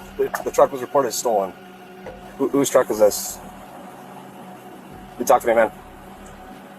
It's my truck. It's your truck? Okay. Do you have your ID, registration? Just go and turn it off, please. I know I be picking them, Brock. I apologize if it's your truck, but it wasn't registered in your name, man. Yeah, I know. Okay. There's ammunition in the front seat. Okay. Okay. I'll chill out, bro. Everything's gonna be okay. All right, man. Just come on and step out of the car. Okay. The ammunition on the passenger seat suggests that Isaiah might be carrying a weapon. The officer quickly realizes that this encounter could escalate at any moment, so they swiftly order him out of the vehicle, only to uncover something interesting about his identity. What up, Greg? What's up, man? Alvarado? Yeah, how you doing, Isaiah? Another day. Another day? Hey, don't come here. Don't reach for anything. You're gonna detain you right now? No, bro. Okay, make sure you don't have any weapons on you, okay? I do got a weapon on me. What do you have? I think I got a knife right here. You have a knife? Pocket knife? This one? That's it? Okay. Can I take a seat home? I know y'all know I gotta bring that heat. Okay. It's ridiculous how bad I need one. No? I hear you. You knew you. Yeah, someone went to high school with him. He was a star athlete, man. Then they started talking. It was kind of weird. Yeah, but It turns out Officer Alvarado and Isaiah went to high school together, and Alvarado recalls Isaiah as a standout football player who went on to compete at the college level. But now in front of him was a disoriented young man, barely able to focus and answer their questions in a stolen vehicle, a stark contrast to the athlete Alvarado once knew. In reality, there is a very good reason for Isaiah's odd behavior, one that Officer Alvarado will soon understand, as within minutes, Isaiah and his family will be at the center of a murder investigation, with only one question left unsolved. For now, officers decide to contact Isaiah's family to inform them of his recent actions and detainment. They quickly get his family contact details and call his mother, 47-year-old Cassie Thomas. However, the information Cassie provides shifts the course of the investigation in an unexpected way. Hello? hello, this is Officer Alvarado with the Mosaic Police Department. I'm trying to reach Cassie. Is this she? Hey, do you have a son, Isaiah? Yes, I do. We had a call earlier about him being in someone else's vehicle. He's in a truck now, a gray Chevy Silverado. Okay. We're trying to figure out if this is his truck or not, because he's saying it is, but the person that called about him said that he stole the truck from another neighbor. No, that's his and his grandfather's. Okay, who's his grandpa, if you don't mind me asking? Richard? Richard? Yeah, he probably let him borrow it. He's staying with his grandfather right now. What's the address? 430 Dale. Yep, that's where the truck was taken. Okay, that's weird. Yeah, no, that clarifies something, because we thought potentially this truck might have been stolen, so we were trying to figure it out. No, I'm sorry about that. No worries. At this point, Officer Alvarado begins to realize the mistake they've made. Now it makes sense why Isaiah immediately asked for a lawyer. He was being accused of something he clearly didn't do. As Officer Alvarado continues speaking with Isaiah's mom, he decides to ask about something that's been worrying him since the very moment Isaiah stepped out of the truck. I went to high school with Isaiah. He wasn't never really like this. Is everything okay? It should be. He should be fine. Okay. He just seemed a little bit off to me when he was talking. Well, probably because he's being accused of something he didn't do. So. It's his grandpa's truck. Yeah, he lives at 430 Dale. But thank you for answering my phone calls and my questions. It actually helps out a lot. Okay. All right. Okay. Thank you. Thank you. Bye. Bye. Officer Alvarado doesn't know it yet, but his suspicion that something is very wrong with Isaiah isn't far from the truth. Still, with no evidence tying Isaiah to a crime, they have no choice but to release him. But as he walks away, Officer Alvarado follows him, hoping to reconnect with his old friend. All right, bro. Let's walk over to the front of your truck real quick. I just want to tell you something with that right now. I know you don't want to talk about this, but it's cool. You don't have to, okay? So, you all right, man? You Like off the books, do you want to talk about anything? Because I'll turn off my camera right now. We can have a conversation, bro. Like, it's just like we're at a time right now, bro. Yeah. It's a time in everybody's life, bro, where they just need to like really reevaluate what's going on, you know? Yeah. If you need anything, please don't hesitate to call. I'll sit down and have a conversation with you, bro. For sure. All right? Yes. Take care. To Alvarado, it seems Isaiah wants to say something, but he just can't find the words. For now, Isaiah gets into his truck and drives off, unaware that this won't be the last time today he'll be accused of a crime. Dispatch, can I help you? I was wondering if I could speak to somebody about missing person. In Moses Lake? It's my father. Nobody's seen him. Yes, Moses Lake. Okay. And his first and last name? Richard Andrews. And what is his home address? Is it the 430 Dale? Correct. All right, Kelly, I've got this report started. I'm going to hand it over to the officers. I just need you to try to find a recent picture of him. And if you hear from him or anything changes before they contact you, go ahead and give us a call back and let us know, okay? Okay. On the phone is Kelly Kirkendall, reporting that her father, 75-year-old Richard Andrews, mysteriously vanished. Officers are sent to his address, and minutes later, they arrive to investigate. Hello. Well, I'm doing better than you guys. How's it going? How are you? Carmen. Carmen? All right. You know me. Let me just talk to you. Waiting for Sergeant Rodriguez are Carmen, Kelly, and Cassie, daughters of Richard Andrews, the missing elderly man. As he begins speaking to them, hoping to learn more about their father's disappearance, a familiar face steps out of the house. So, we have no idea. The neighbor talked to my husband. This is my husband, Mike. Hi, Mike. I'm sorry. He hasn't seen him in a day and a half or so. I haven't seen him longer than that, but his phone's been ringing. His sister's called. Nobody knows where he's at. So. Okay. And is this normal? No. What's wrong? Okay. What's that? Do you know where is it your grandfather? Yeah, it's my grandpa. Do you know where he's at? No, I have no clue where he's at. No. He didn't tell you anything where he was going? Did you see him leave? No. So basically what I did see was him talking to somebody out here. He was kind of like parked a little farther out. Like he pulled off to the side a little bit. They're talking in the window. I looked down. That's it. He did tell me that he was going up to the res, but I just got confirmation from Greg, right? But he's not there, so I don't know. Which res? Colville. Colville? Yeah, he has property up there, but we already put a phone call up there, and they said Nobody's there. About what time was it when you saw him last? I don't remember. Was it morning, afternoon, night time? It was afternoon. Afternoon? It wasn't like late afternoon. Okay. Alrighty. While officers are surprised to be speaking with Isaiah and his mother Cassie for the second time that day, their priority right now is finding his grandfather, Richard. With the timeline now established and Isaiah believed to be the last person to see Richard, Sergeant Rodriguez turns his attention to him. But as their conversation unfolds, he begins to notice something strange about this family. You said you saw him about a day and a half ago? And that would have been, yesterday afternoon sometime or the day before? Yesterday, no, not yesterday. Was that a day? A day and a half ago. So Friday, today's Sunday. Friday. So, yeah, bro. So November 1st. Smoking the weed, bro. When you saw him, what were you doing? What was going on with sitting that? right there, smoking. Okay, and where was he? Right there, talking to that guy. And then I looked down, boom. And then that was that. Okay, Like, Was it weird for you that he wasn't here or anything like that? No. Okay. He'd be gone for weeks. Yeah. Oh, because he has his property. He'd be gone for weeks at a time. No one would be hearing That's from him. why he's tripping. Why are we tripping? Yeah, bro. Y'all. But the only thing that's weird is that he left his wallet here. That's the only weird thing that got me. Okay. Okay. But it's not. That's very strange to me. But it's normal for him to be gone weeks at a time. But not. But we know where he's at. Usually down at the Colville. Yes. What stands out to Rodriguez is how differently the family reacts to the disappearance of their relative. While Isaiah and his mother Cassie suggests that Richard's absence isn't especially unusual, with Isaiah even casually smoking weed, his daughter Kelly sees it very differently and appears genuinely concerned for her father in a way the others do not. That's when Isaiah's father, Anthony, arrives, bringing with him the breakthrough they've been waiting for. Yeah. You're talking about it there? Yeah, so you need to go down to a shop and take some pictures down there. To me, it looks like there's something going on down there. It looks like some burnt that's laid out there and some. Where's the shop? His shop's down in the valley. You know where the motorcycle shop is? That's just, if he's not here, he's usually down there. Oh, I got you. That's something. Do you think something else is going on down there? No. I'm just saying that if he's not here, he's down there. No, he's asking. No, what I'm saying is that's something that was out there. It was looked like there's some burnt up shit out there that's never been there. I don't know the address. What's Carmen's address? A day and a half ago. Bro, why y'all keep all in? No, bro, y'all pissing me off. Bro. You're pissing me off too. Everybody pressing me like I. You're the closest thing to him.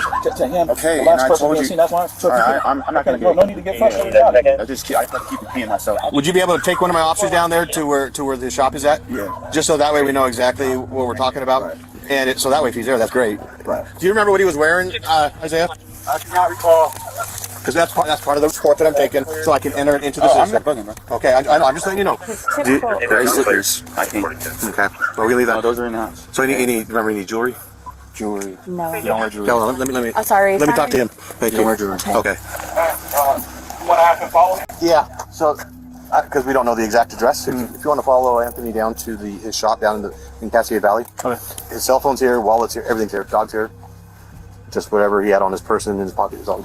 Okay. So, all right. Thank you. Anthony and several other family members head to the shop with a deputy, while Sergeant Rodriguez stays behind to gather the remaining details. As he does so, he takes note of the family's statements so far, and what stands out is Anthony's frustration with Isaiah. It seems like the two of them know something the others don't, as the way Anthony questions his son sounds like he's accusing him of being involved with Richard's disappearance. Meanwhile, Isaiah is being defensive, claiming everyone is overreacting. His mother, on the other hand, remains calm, smiling, and at times even answering questions that weren't directed at her. Rodriguez notes the contrast in this family's behavior and steps away to drive to Richard's shop. But before he can go, Isaiah's mother would make a horrifying statement, one that would come back to haunt her. So I'll get this logged in, and then if you guys have anything, give me a call. Get out of your car and come get my kid. Put him in cuffs right now. Don't say anything right now. We don't know. Okay. So yeah, let me know. Okay. Thank you. Those statements are coming from Isaiah's mother, Cassie, as she approaches the officer just out of frame. In a sudden shift, Cassie tells the sergeant to arrest her own son, catching him completely off guard. Just moments ago, she hadn't seemed particularly concerned. Now she's adamant that Isaiah is guilty of something. It's a sharp change in behavior, one that leaves officers wondering if Cassie knows far more than she's letting on. For now, the sergeant doesn't fully understand what Cassie's implying, but in the next few minutes, her urgency will make a lot more sense. By now, Anthony is on his way to Richard's shop, just 2 miles from the house, with a patrol unit following closely behind. And as the first deputy pulls up to the shop, he notices several other family members have also gathered. Expecting to find a lead on Richard's whereabouts, they would instead uncover something no one was prepared to see.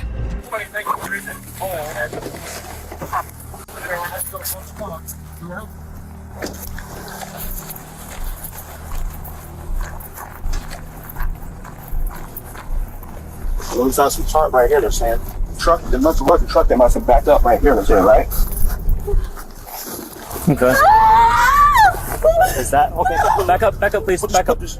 Back up, please. I want to see. I want to make sure. Back up. Hold on. I don't see anything. Man, calm down. Oh my God. Okay, back up, please. Back up. Okay, ma'am, can you come this way, please? Ma'am, can you come this way, please? Ma'am. 141, I need 106 to my location.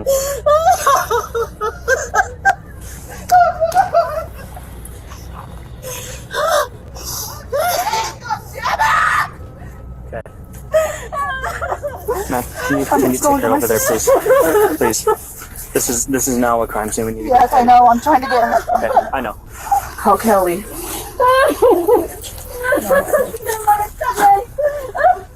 Sarge, he's buried in the ground. There's someone buried underneath the ground.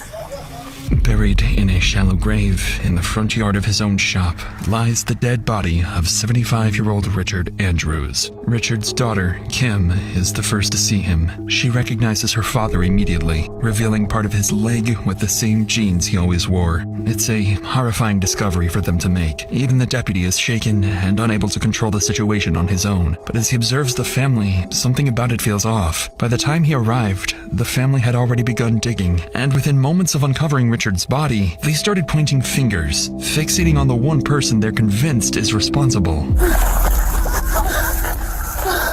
I'm not moving right now. I can't. Okay. Don't touch me. Do you want me to help you? No. Don't touch me. Okay. I knew this was going to happen. That was it. His son, my sister's son that's at their house right now did it. And the gun's probably on the bed. It's a rifle. I was laying in my mom's bed on the bed. He has mental illness. So we're having the county respond, okay? And their supervisor is going to come, and they're probably going to set up a containment, okay? Please, I just ask that you guys try to cooperate as much. I can't make any promises. No, we're not leaving. Okay, well, ma'am. I'm not calling him right now. Is somebody over there if you that wanna, little psychopath? Hold on. If you want to do what's best for No, what I want to do right now, is go to my okay? dad's I just need you and do guys. something. Please don't, okay? I just need you guys to at least try to have some understanding, okay? And I want you guys to listen. To the officer's surprise, Kim doesn't hesitate to blame her nephew, Isaiah, despite there being no direct evidence linking him to what happened here. Shaken and unsure how to handle the situation, the deputy allows the family to remain at the crime scene even after the body is discovered. Then, 2 minutes later, Sergeant Rodriguez finally arrives, stepping straight into the chaos. He tries to regain control of the situation, but it doesn't take long before he loses his patience. Where are they at? He's under there. Okay, we didn't touch it. They touched it when I was coming up here. They were touching it. Ma'am, let's get away, please. Ma'am, we need to preserve, okay? Come on. We need to make sure that we do this, okay? Here, I'm right here. You want my hand? No. Okay, I'm sorry. Yeah. Stand over here, please. And then it looks like there's some stuff burned over. Okay. Yeah, we need everybody, please. We need everybody back, please, okay? Ma'am, we do need everybody out of here. If you want, we need to preserve this, okay? I get it, you're upset. But if you want justice... I already know who did it. Listen to me, please. I know you know. Yeah. We need other things to make this work. Please. Despite Kim's certainty, officers aren't yet convinced that Isaiah is their killer, because as they inspect the scene closer, something else stands out. Something that starts to point to someone very different. Burnt debris is scattered across the grass, clear sign that something had been intentionally destroyed. But the cover-up goes even deeper. The section of lawn where Richard was buried had been cut out, replaced, and even watered afterwards, an effort to make the yard appear completely untouched. For investigators, it's still unclear whether Richard was murdered here or only his body was dumped. To find out, they need to search his shop, standing just a few feet away. Sheriff's office, make yourself known. Come out with your hands up. Police, anybody in here? Sheriff's office, come out with your hands up, make yourself known. Yeah, I'm gonna go right to the left. Yep.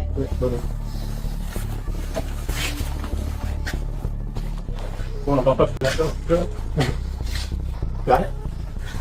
LA, what up? Up ahead is Richard's shower, and strangely, the deputy notices it appears to have been recently used, suggesting the killer may have been here only minutes earlier. Officers then continue clearing the rest of the shop, finding no signs of a struggle. Nothing to suggest Richard was killed here, so they shift their focus to securing a search warrant for his house, a search that would end very differently.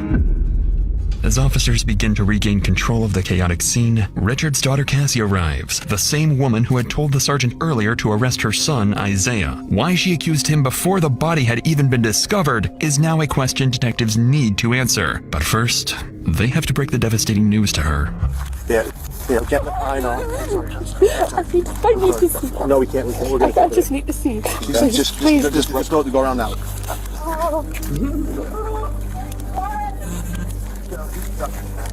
That's going to be his, but the family members are the ones driving it. So. What? No! Please, let me see. No, you can't go. Now you can't. Listen, you can't. I just gotta see. Anthony, we can't cross. Look over the I know top. I'm not gonna go across the line. She just wants to look over the line. She won't go past the line. I'll make sure. Look by the door. Please. By the door. By the door. What up? Naturally, Cassie is distraught, not only because her father is dead, but because she suspects her own son may be responsible. For now, officers continue securing the scene and prepare to send Richard's body for autopsy. But as they do, they begin to overhear the family frantically talking amongst themselves, and what they're saying would suggest the situation is only escalating, because someone else might be about to get hurt. Right, we have one that's confirmed in a shallow grave. Oh! Do not start talking, please. Don't say anything. Just be quiet, please. You know what's going on. Over there already. I get it, but we need. I've heard everybody, but we need things to figure out. 106 Mac. We need units down at 430 Dale. Ma'am, please. I can't get out because I'm behind you. We're gonna have to leave the truck here for now. Please. Where am I supposed to go then? I just want you to walk that way, please. 145 background clear. Hey, David. And there's 106 man. 106 Mac. I have the father heading down to 430 Dale, and possible suspect is there, and it might not be good. According to Carmen, Anthony is furious and already on his way back to the house, convinced his own son Isaiah is responsible. He's just seen the body of his father-in-law buried in the ground, so what he does next is completely unpredictable. Multiple units are quickly sent to the house, racing to get there before Anthony confronts Isaiah. Minutes later, officers make it to the house just seconds ahead of Anthony, who is right behind them, along with the rest of the family, all demanding answers.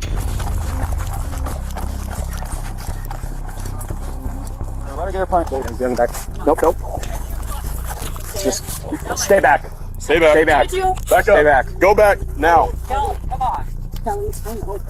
Did you, Isaiah? Need you guys to stay back, okay? Please. Just to the left. Secure him in your car. Thomas. Frisk him for weapons, please. Sam, did you do it? Please stay back, sir. Sam, did you do it? Look at me. Did you do it? Please.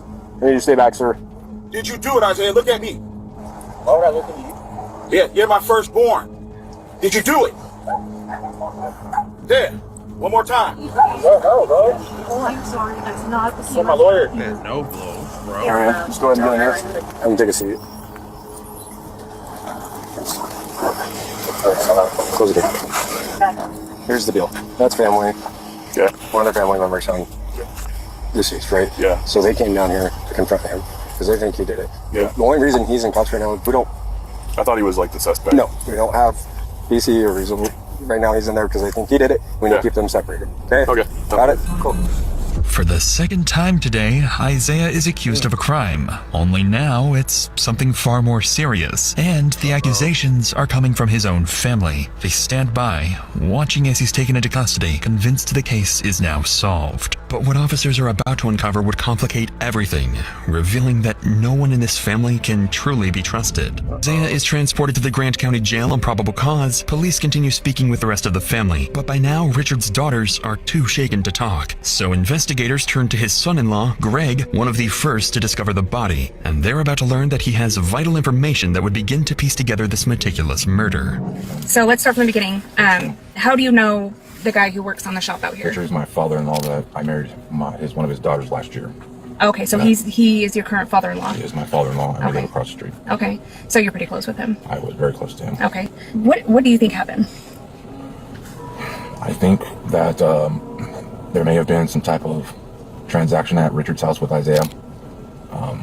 I don't know exactly the full details of what's going on with him, but I know he's been having issues, paranoia issues, and things of that nature. What do you mean by transaction? Like an altercation? Yeah, what I think is Richard's, he's old school. He's not into the wipe at the back or the marijuana. And I think maybe he confronted him. Somebody said something about the tarp that you saw. Yeah, I had a tarp. We had a tarp at the house. And I'm not saying that's the actual tarp, but I know that it was a brown and gray tarp. That you had at your house? That we had at our house, and it was sitting right there in the, really by my truck where the barbecue is and stuff, and I haven't seen it, so I don't know if it blew away, I don't know, but it was missing.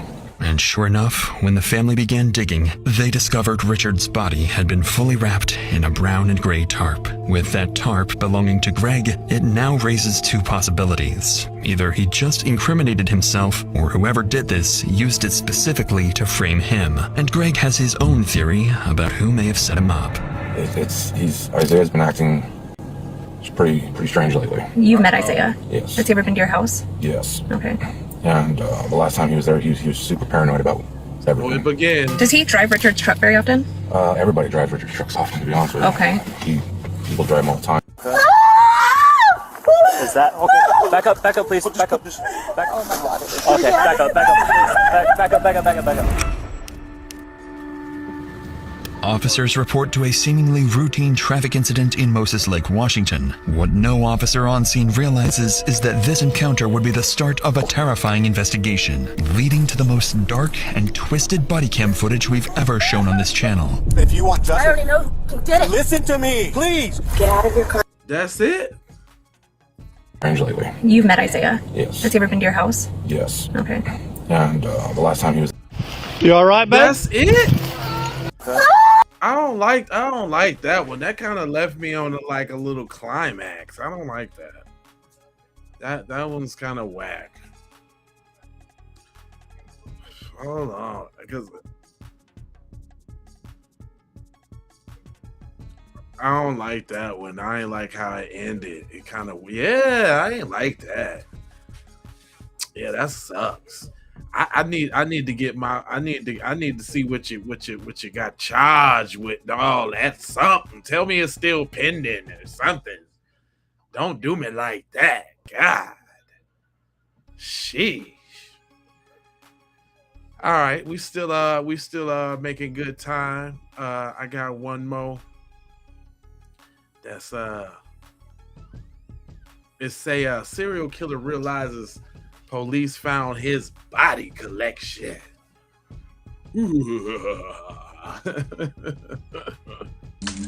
Totally cooperating, just with not doing anything without cooperating. Sir, I will be very cooperative. What's your name, please? That's not you on the 27th. Food line parking lot, Traveler's Rest. Don't think so. Look, man. Where's that? I don't know where that is. Yes, you do. It's not making sense. You're the last person to be in a vehicle you wipe out of a lady that's missing. That sounds really f***ed up. 28 years ago, this man kidnapped a woman and was sentenced to 30 years in prison for it. 3 decades later, 80-year-old Edna Suttles is spotted picking him up in a parking lot. This would be the last time Edna was ever seen alive. Days later, detectives traced Edna's movement and discovered CCTV footage of the same man driving her car. She's missing right now. Yes, Dan, where is Edna? I don't have a clue. But that's when police found out Edna wasn't the only victim. Oh. If you tell them to turn that off, I'll talk to you a little more. Time around 9 a.m. on August 27th, 80-year-old Edna leaves her home in Traveler's Rest to look after a friend. Hours later, 911 dispatchers receive a concerning call. Greenville County 911, what's your emergency? A sitter was supposed to show up to stay with my mom today. Her name is Edna Suttles, and she didn't show up. This is not like her. She shows up like clockwork. So something's wrong. But this call was only the beginning of a long chain of mysteries. As officers arrived at Edna Suttles' home for a welfare check based on these reports, they received no response. There were no signs of a break-in, and Edna was nowhere to be seen. However, when police asked Edna's son, he pointed out that $50,000 worth of jewelry was missing from the home. More importantly, though, her car was missing too. If the cops could find that, they might be able to figure out where she had gone. This meant that finding Edna's vehicle would be the most instrumental step in this investigation, as it would give a clue about her last known whereabouts. Immediately, a hunt for Edna's car began, and 6 days later, it was found abandoned in the parking lot of a hotel in Traveler's Rest. This was odd, as Edna lived close by and didn't need to stay at a hotel. A check with the staff also revealed that no one under the name of Edna was staying there. So to get to the bottom of this mystery, the cops decided to try and trace back Edna's movement using CCTV cameras starting from her home. At 9:30 a.m., a camera at a nearby pawn shop captures Edna leaving her home and driving towards a local Food Lion grocery store. 9 minutes later, Edna arrives at the store to pick something up. A man approaches the vehicle with 2 bags in his hand and sits alongside Edna, who then drives off back to her home. 4 hours later, at 1:43 p.m., Edna's car leaves her home again and arrives at the same Food Lion once more. But this time, the person exiting the driver's seat isn't Edna at all. It's the same old white man she picked up earlier, who immediately moves to his car and parks it next to Edna's. He then drags something out of her car, placing it into his. Initially, it was difficult to identify what the man moved from the Jeep to the Chevrolet, but after a frame-by-frame analysis, it wasn't a question of what was moved, but who. Because in a chilling discovery, officers would realize the footage showed the unmistakable golden hair of Edna Suttles. 4 minutes later, at 1:47 p.m., the man drives Edna's car into the hotel's parking lot and parks it in the same spot that the detectives found the vehicle in. He exits and begins wiping down the door and seats, trying to get rid of any evidence of his presence. By 2:14 p.m., the man returns to his vehicle at Food Lion and drives off, marking the last that was seen of Edna and the man. The most crucial part of this investigation is to now figure out who exactly the man in the video is. But due to the grainy footage and his distance from most cameras, this proved to be difficult, and the investigation seemed like it would come to a standstill. But detectives had an idea. Since the man exited the store with bags in his hand, a purchase was made, and this realization would be the most crucial breakthrough in the case. Immediately, officers began retrieving footage from inside the store, and when they reviewed it, they came to a harrowing realization. This was Daniel Prince, a man who only 24 years prior to this got put in a federal prison for kidnapping. 24 years prior to this incident, in 1997, Daniel was responsible for the kidnapping of a woman in Michigan. He had her tied up, shackled her hands, and it was by sheer luck that she managed to free herself before escaping. Even though he was sentenced to a maximum of 30 years for this crime, he was released by 2009 on parole. But the worst was yet to come. Daniel began working as a handyman for predominantly elderly single ladies, a demographic that not only matched his previous victim, but also that of Edna's. For officers, the realization now begins to settle in. They have a kidnapper on the run, and there might be a chance that he has kept Edna alive. Not knowing where she is, they had to act fast before this glimmer of hope dimmed. Even with this disturbing past, detectives didn't have enough evidence to press strong charges for kidnapping or murder. However, they had established probable cause for grand larceny involving Edna's Jeep. A warrant to arrest Prince and search his property was granted, and officers were quickly dispatched to Prince's residence to take him into custody. Totally cooperating. Just relax. Not doing anything. Not cooperating. All right, just stand up on your feet. Howdy. Sir, I will be very cooperative. Despite the number of heavily armed officers that just descended on Prince's property, he remained noticeably calm and composed, as if he had a plan to escape this predicament. The following footage was analyzed by our in-house criminal research specialist and retired detective to shed some light on key techniques and strategies used during the questioning. When he is brought into the interrogation room, the detectives start with a relaxed, friendly conversation, a tactic used to put suspects at ease. They don't want him to know they've caught him on camera just yet. What do you do now? I do a lot of home remodeling, home repairs. I lay a lot of tile. I got a customer base that has me doing stuff. Okay, so why Boston, North Carolina, come all the way down from, say, Michigan or Wisconsin? Okay, here, this is real easy. I'm originally from the east side of the state of Michigan, but I was in prison in Michigan for a while, and when I paroled to the west side of the state. Okay. What did you get locked up for? Because you said you got paroled. I was locked up for a kidnapping charge. Okay. And I did 13 and a half years for that. Oh, wow. I did 1.5 years for a false statement on a vehicle title. You know, when they're not sure if they're going to make something, they want something to hold you with. So the false statement, that's all that was. The kidnapping, I was doing some bad shit that I shouldn't have been doing, but I shouldn't have gotten kidnapping, but I was doing some bad shit. What kind of shit? What shit have you gotten? I don't want to say. Too much. Just bullshit. Just bullshit. Nothing when you're talking to two police detectives in a room. It's just bullshit. Okay, I've been through the system enough to know that. Yeah. All I'm going to say about that is I did my time. I made my first parole, and I haven't been in trouble since. Hey, and that's great to know. You know, a lot of people, especially being what you've been through, they come out and they go right back to it. Just because he's a convicted criminal doesn't mean he's involved in Edna's disappearance, but the evidence the detectives have paints a different picture altogether from the hard-working, reformed criminal he claimed to be. I talked to you August 27th, 2021 of this year. What day of the week was that? It was a Friday. Okay. Okay, so specifically the 27th. Mm-hmm. What, 2 weeks ago? Do you remember where you were at? Not specifically. Where do you think you were at? I've been going all over the place. I've been back and forth to Charlotte. I've been down to South Carolina. Where's the jobs in South Carolina taking you? Actually, I was down to Traveler's Rest, but I don't know if it was Friday or Thursday. I know I'd been there earlier that week. But you don't remember which day specifically? No, it was either Thursday or Friday. What kind of job were you working on? I wasn't. You wasn't? I wasn't. This lady had talked to me several times. I'd been down to her house 2 or 3 times. We kind of got to be friends. This woman has so many damn problems, mostly her daughter. She would call me and have me come down there. Okay. She said she needed to have money at one point in time to help her daughter because her daughter was in jail. Then she needed money another time because she was hiring a private investigator. Because her son-in-law she talked to me all kinds of stuff about it. We got to be pretty good friends about stuff like that. How'd you meet her initially? Years ago. Okay. Years ago, and it was somebody giving me her name or number, or my name and number. Here, the detectives are analyzing his behavior and allowing Prince to dig a hole for himself that he's going to struggle to escape from. When they reveal they know the truth, he's going to try and deny his guilt, even when the evidence speaks for itself. What you're telling us is that's not you on the 27th? Food Line parking lot, Traveler's Rest? I don't think so. That's not you. That's me. Where's that? Food Line, August 27th, 2021, 9:23. Okay. 22 seconds. Ring a bell? Yep. Yeah, I was down to Food Line. Okay. Yeah. Yeah. So what were you doing down there that day? She wanted me to look at some stuff at her house. Okay.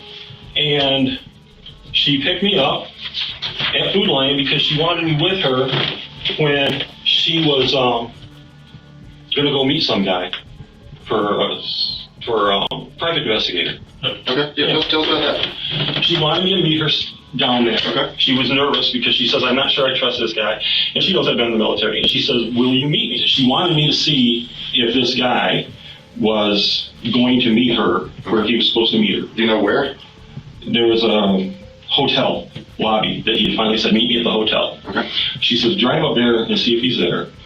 And I drove up there, and things are starting to sound really squirrely to me. This is a common deflective behavior. Prince is not only trying to deflect suspicion away from himself, he's trying to point suspicion directly at someone else. In this case, the private investigator. According to Prince, Edna wanted to meet the private investigator the day before she was reported missing, even though she didn't feel safe meeting him alone. Luckily, detectives have seen the whole thing on camera, and it completely contradicts everything Prince is saying. What were you driving? I was driving a blue car. Your wife's car or your car? My wife's car. So that's y'all coming down 25, you and her together? It could be. That's her car. That's about 13:45 on the 27th. Okay. So you're with her there? Yeah. Okay. I guess. Yeah. I'm not saying yeah. I'm just saying that could be her. Yeah, it's a different angle. I mean, we've watched this car, right? Okay. Here's y'all in the hotel parking lot. Okay. Yeah. Oh, look. There's y'all backing in. Yep. And a couple of different copies of it. Backing in. Yeah. Oh, look. You get out. Nobody else gets out. I told you that. You're walking around the car. Yeah. You wiped the entire car down. Because I was worried. You were worried. There's you walking across the parking lot in front of Little Caesars. Mm-hmm. And there's you getting back into your car and driving away. Oh, she's with me. Look, man. You are a good dude. I honestly do believe that you screwed up years and years ago. Prince seems visibly stunned by the amount of photographic evidence the detective is showing him, and even though it can't be refuted, Prince is going to try and lie his way out of it. But that's not the only evidence detectives managed to find along the way, as there's mud on the wheels of Prince's car, leading detectives to believe he drove off-road to either kill Edna or to dump her body. And this is when we arrive at the pivotal moment where Prince's story starts to fall apart. You're not a bad guy, right? Nobody is saying that you're some evil, twisted dude. Mm-hmm. Okay? We need to know where it is. We've processed the car. We found the dirt. Where did you go off-road? Where did you leave? Oh, I can tell you exactly where she and I had gone off-road, please. Oh, right. When we were going from 25 south, there was, off to the right, there was a truck with a trailer and another vehicle there that had a for sale sign on it. And it looked like an older truck, and I needed a work truck. And I went ahead and I pulled in and with her, and then we pulled out. And it was right there on 25. Even in the face of such overwhelming evidence, Prince still denies any wrongdoing and even tries to take control of the situation. But detectives have him cornered, and he's quickly starting to struggle to maintain his composure. Where's right now? Her family is desperately looking for her. She's missing right now. Yes, Dan, where is Edna? I don't have a clue. I dropped her off at her house. Dan, please listen. You did not drop her off at her house. We have followed that car the entire day up and down 25. Mm-hmm. There's a number of minutes that are unaccounted for that are not by her house. Which car? Mine or hers? Dan, stop playing games. You know what When I got, okay, I can help you. Dan. Yeah, give me a second. You gotta let me answer the questions when they're asked. When Dan, I come on, dropped Dan. her vehicle off looking for the guy, she said she wanted me to take her and drive around in my vehicle. So I left her vehicle. I went down to Food Lion, and she was in my vehicle with me. And I dropped her off at home. Dan, we watched the video. She is not. The car sits there. It sits there, man. No, not in her car. Never. My car. We watched you go off back to in Food my car. Lion. You did not drop anyone off, man. I picked her back up. She sat in my car at Food Lion, and I went back and got her. No, you did not. The detectives are beginning to apply more pressure on Prince, knowing everything he's telling them is a lie. But he continues to stay on the defense, even trying to brush off the fact that he might have destroyed potential evidence. I don't know where it is. Yes, you do. No, I don't. Dan. Let's go back to why you wiped the car down. What you said you were worried about what? The only thing I did was because I knew I'd been in and out of her car all the time with her. I'm like, there is no way in hell I'm going to just leave this thing here because she's got somebody that's after her. Prince tries to deflect suspicion again by suggesting Edna may have been in some kind of danger, but he doesn't realize just how prepared these detectives are. Who would be after her? That guy with the truck. She said she didn't trust him. The PI? Yeah. So somebody she hired as a PI. His story's totally different. He's been doing work for her. I mean, on the son-in-law thing. I mean, he had no action. He didn't meet for his day. So right. That's why I said she hired another PI. I'm sure you're recording this. It's not making sense. I mean, you're the last person to be in a vehicle you wiped out of a lady that's missing. That sounds really fun. It does. That's why we're here. I've been real honest with you guys. I told you what was going on. The detectives managed to get Prince to admit he was with Edna on the day she disappeared. While Prince tried to convince them he was helping her meet a suspicious private investigator, they know it's a desperate attempt to deflect suspicion and distance himself from the crime. Prince insisted he dropped Edna off at her home, safe and well, but the detectives established that he was the last person to see her alive, and because of this interrogation, they locked him into a lie that would eventually lead to a chilling confession. When detectives search Prince's property, they find several automatic weapons. Because of his previous convictions, he's forbidden from owning any firearms. That means he could be facing a federal charge and be detained for even longer. While he's detained, they continue to search his land and find one of the most crucial pieces of evidence yet, a yogurt cup. This is the yogurt he bought shortly before Edna disappeared, and it's laced with a cocktail of drugs. Lorazepam, tramadol, and cyclobenzaprine can cause central nervous system depression when they're combined. When this happens, the body's neurological functions slow down. In other words, you're under sedation, exactly as Edna was in the parking lot when she was seen in Prince's car. After feeding her the laced yogurt, there's nothing Edna can do to stop him, and she's led away to her death at the hands of this sadistic killer. Prince begins to realize he's cornered and has nowhere to run, so they bring him back in for more questioning, where he makes a full confession as he admits to 3 more murders, including those of Lee Goodman,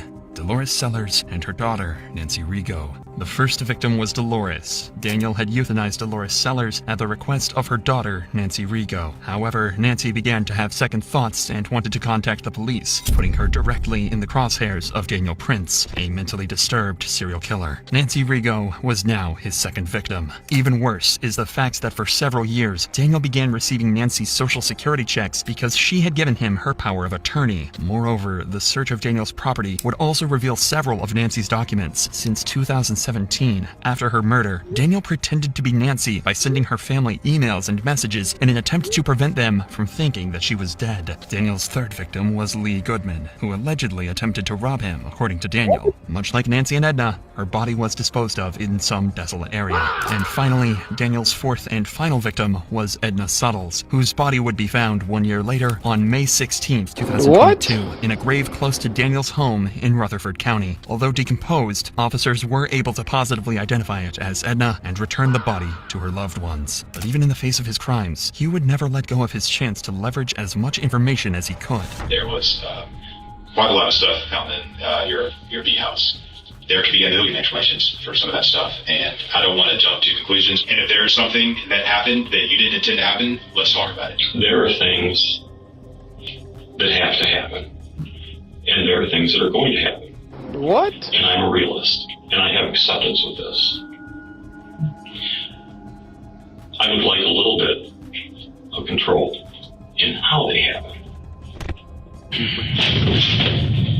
If you tell them to turn that off, I'll talk to you a little more freely. When they turn the cameras off, Prince makes a final attempt to take control and influence the outcome in his favor. Daniel Prince avoided a trial by making a deal with authorities. He would tell them about the location of Edna's body, and in turn, his case would go federal because of the better living conditions in federal prisons. Not only that, but he would also avoid the death penalty and instead receive a life sentence. One would think that the detectives were naive to turn off their cameras and not record Daniel's confession, but unbeknownst to Prince, the investigators keep the backup audio recording running after shutting down the camera. This is the chilling confession he made. Okay, let's put it this way. A person I was very good friends with wanted to do something to put someone basically out of their misery that was very closely related to them. That's one body. That person started having an extreme amount of guilt over this and decided they were going to go tell what had happened. That's the second body. There's a third body that I did not kill, and I knew that they'd be getting Social Security disability for the rest of their life. So I got rid of said bodies, for example, so that I could continue to use the car. By any chance, while he's getting all this squared away, can you just help me get that closure for Edna's family? Not until I have this. I clam up like a clam if this doesn't go federal for everything. Damn. Now that's the end of that one. That was chilling. That was real deal Holyfield McGrill right there. My boy was still collecting the checks though. Sheesh.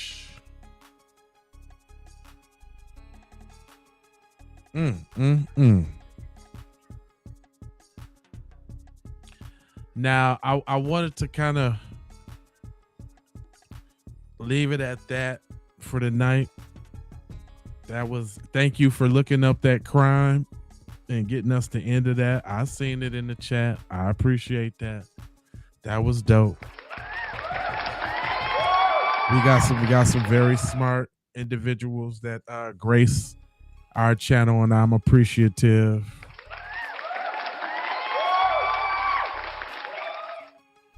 Man, you know what? I made, guess what I made, y'all? I made some crime t-shirts. And I got do y'all like these? Y'all like them Jones right there? I finally made them. I got us some crime joints, y'all. You can get those at sayitwithyourchest.com. If you don't know how to spell that or anything like that, it looks like that. I'll run it at the bottom, and then I'll also stick it right there. sayitwithyourchess.com. Say it with your moves. Say it because you're cool. Wear it if you ain't scared. Say it with your chest. It says, stay alive, don't get murdered. If you want to get you some of that. And look, they also gave me one of these things. I don't know how this works. I don't know if y'all can see the little thing at the bottom. I don't know if you got to take a picture of it or a screenshot or something. I don't know how that works, but right now got a promo code at checkout. If you put in the promo code TWOFER, then you get $3 off. And then if you put in the code LOVE, LOVE, you get free shipping. And then if you do the early bird code, you get off 10%. So I think the 2-for-1 is a better code because it gets you $3 off, or you can get free shipping. But yeah, I said I was going to do that for the people. I got another one I'm gonna unveil probably on the next live. You see what I'm saying? I'm gonna unveil the next t-shirt on the next live. But hey, man, y'all appreciate y'all rolling with the kid, man. We're gonna do it again tomorrow night. It's always lit on Friday too, so I hope to see y'all around. I got about 3 videos to do tomorrow, so it's gonna be an action-packed day. Unless y'all want to sprinkle me with some jewels or something. Couple super chats. I did have a goal up there. I didn't see if anybody touched my goal for an extra hour of the streams. I mean, I didn't know if y'all knew that was available, but I can be bought. I can be. If y'all want a little extra stream, I did have a super chat goal up there. You know, Jews are always good because I got some more crime. Best believe the crime is on deck. I got enough crime for a lot of time. You understand? And I'm chilling. I'm like, whatever. If y'all want some more crime, or y'all want to save it for tomorrow. Yeah, I don't know how to. I don't know how the. They got the QR code within the program, so I don't know how it works. I would have. That boggled me a little bit too, but whatever. They gave me the ability to do it, so I was just kind of flexing.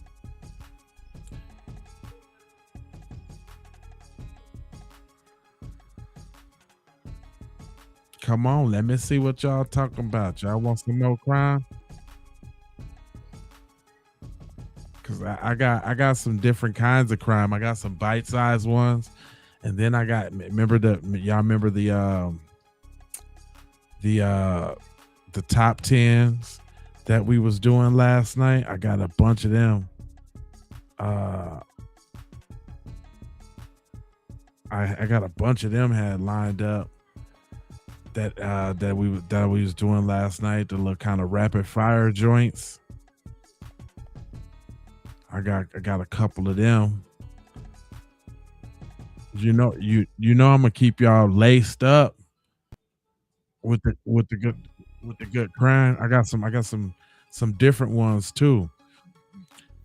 I was gonna venture out into some like crime stories, but what I don't like is how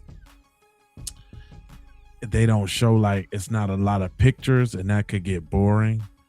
So like I wanted to make I gotta make sure it stays spicy. You know what I'm saying? Got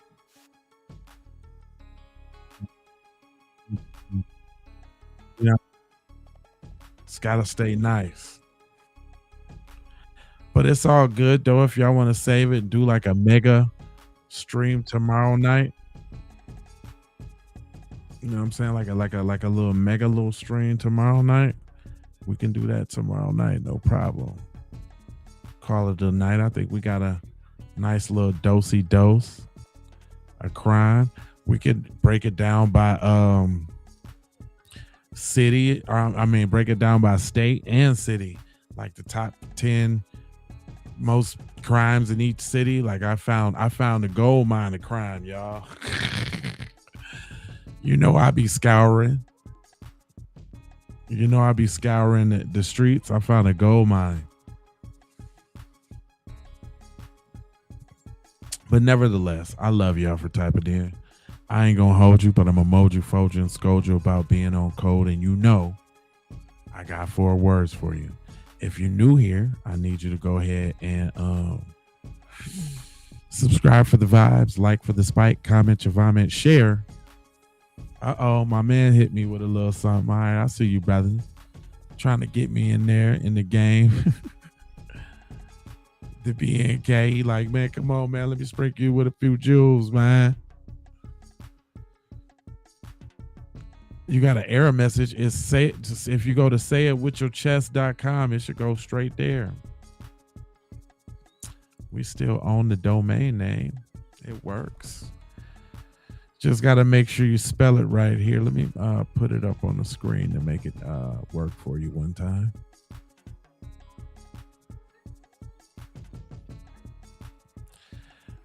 Just to help you out real quick. There you go. That's how you spell it.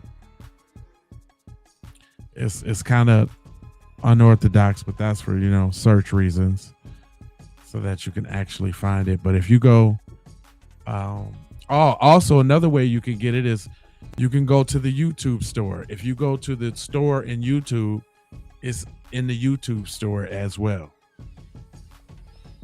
which makes it really, really easy. And the store is on the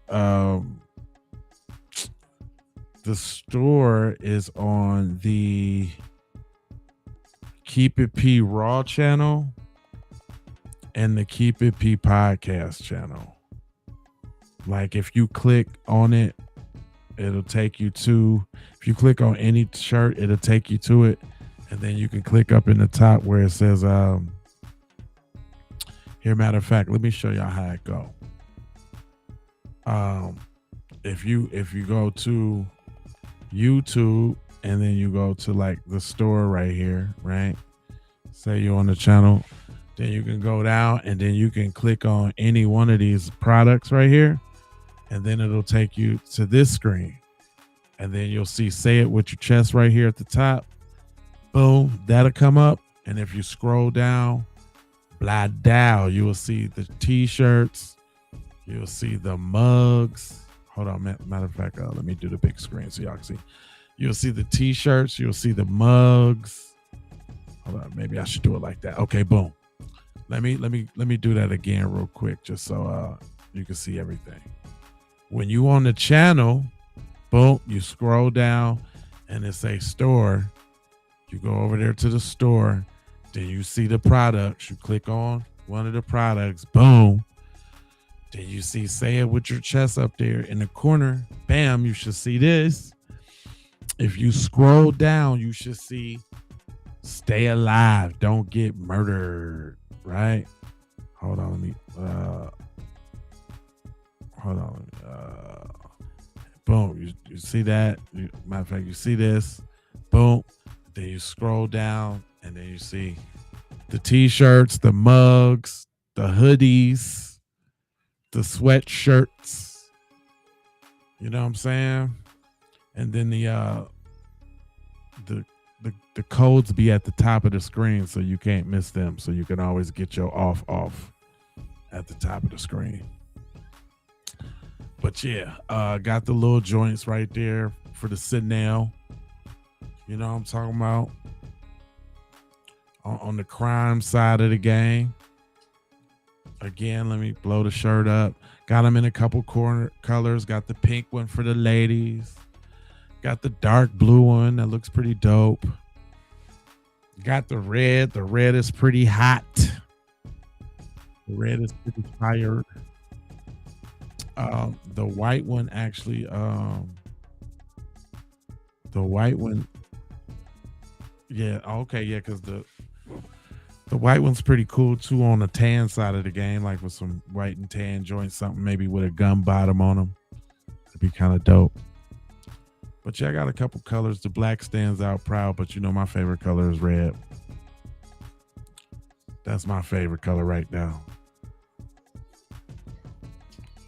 But yeah, man, you know, go tap in with your boy.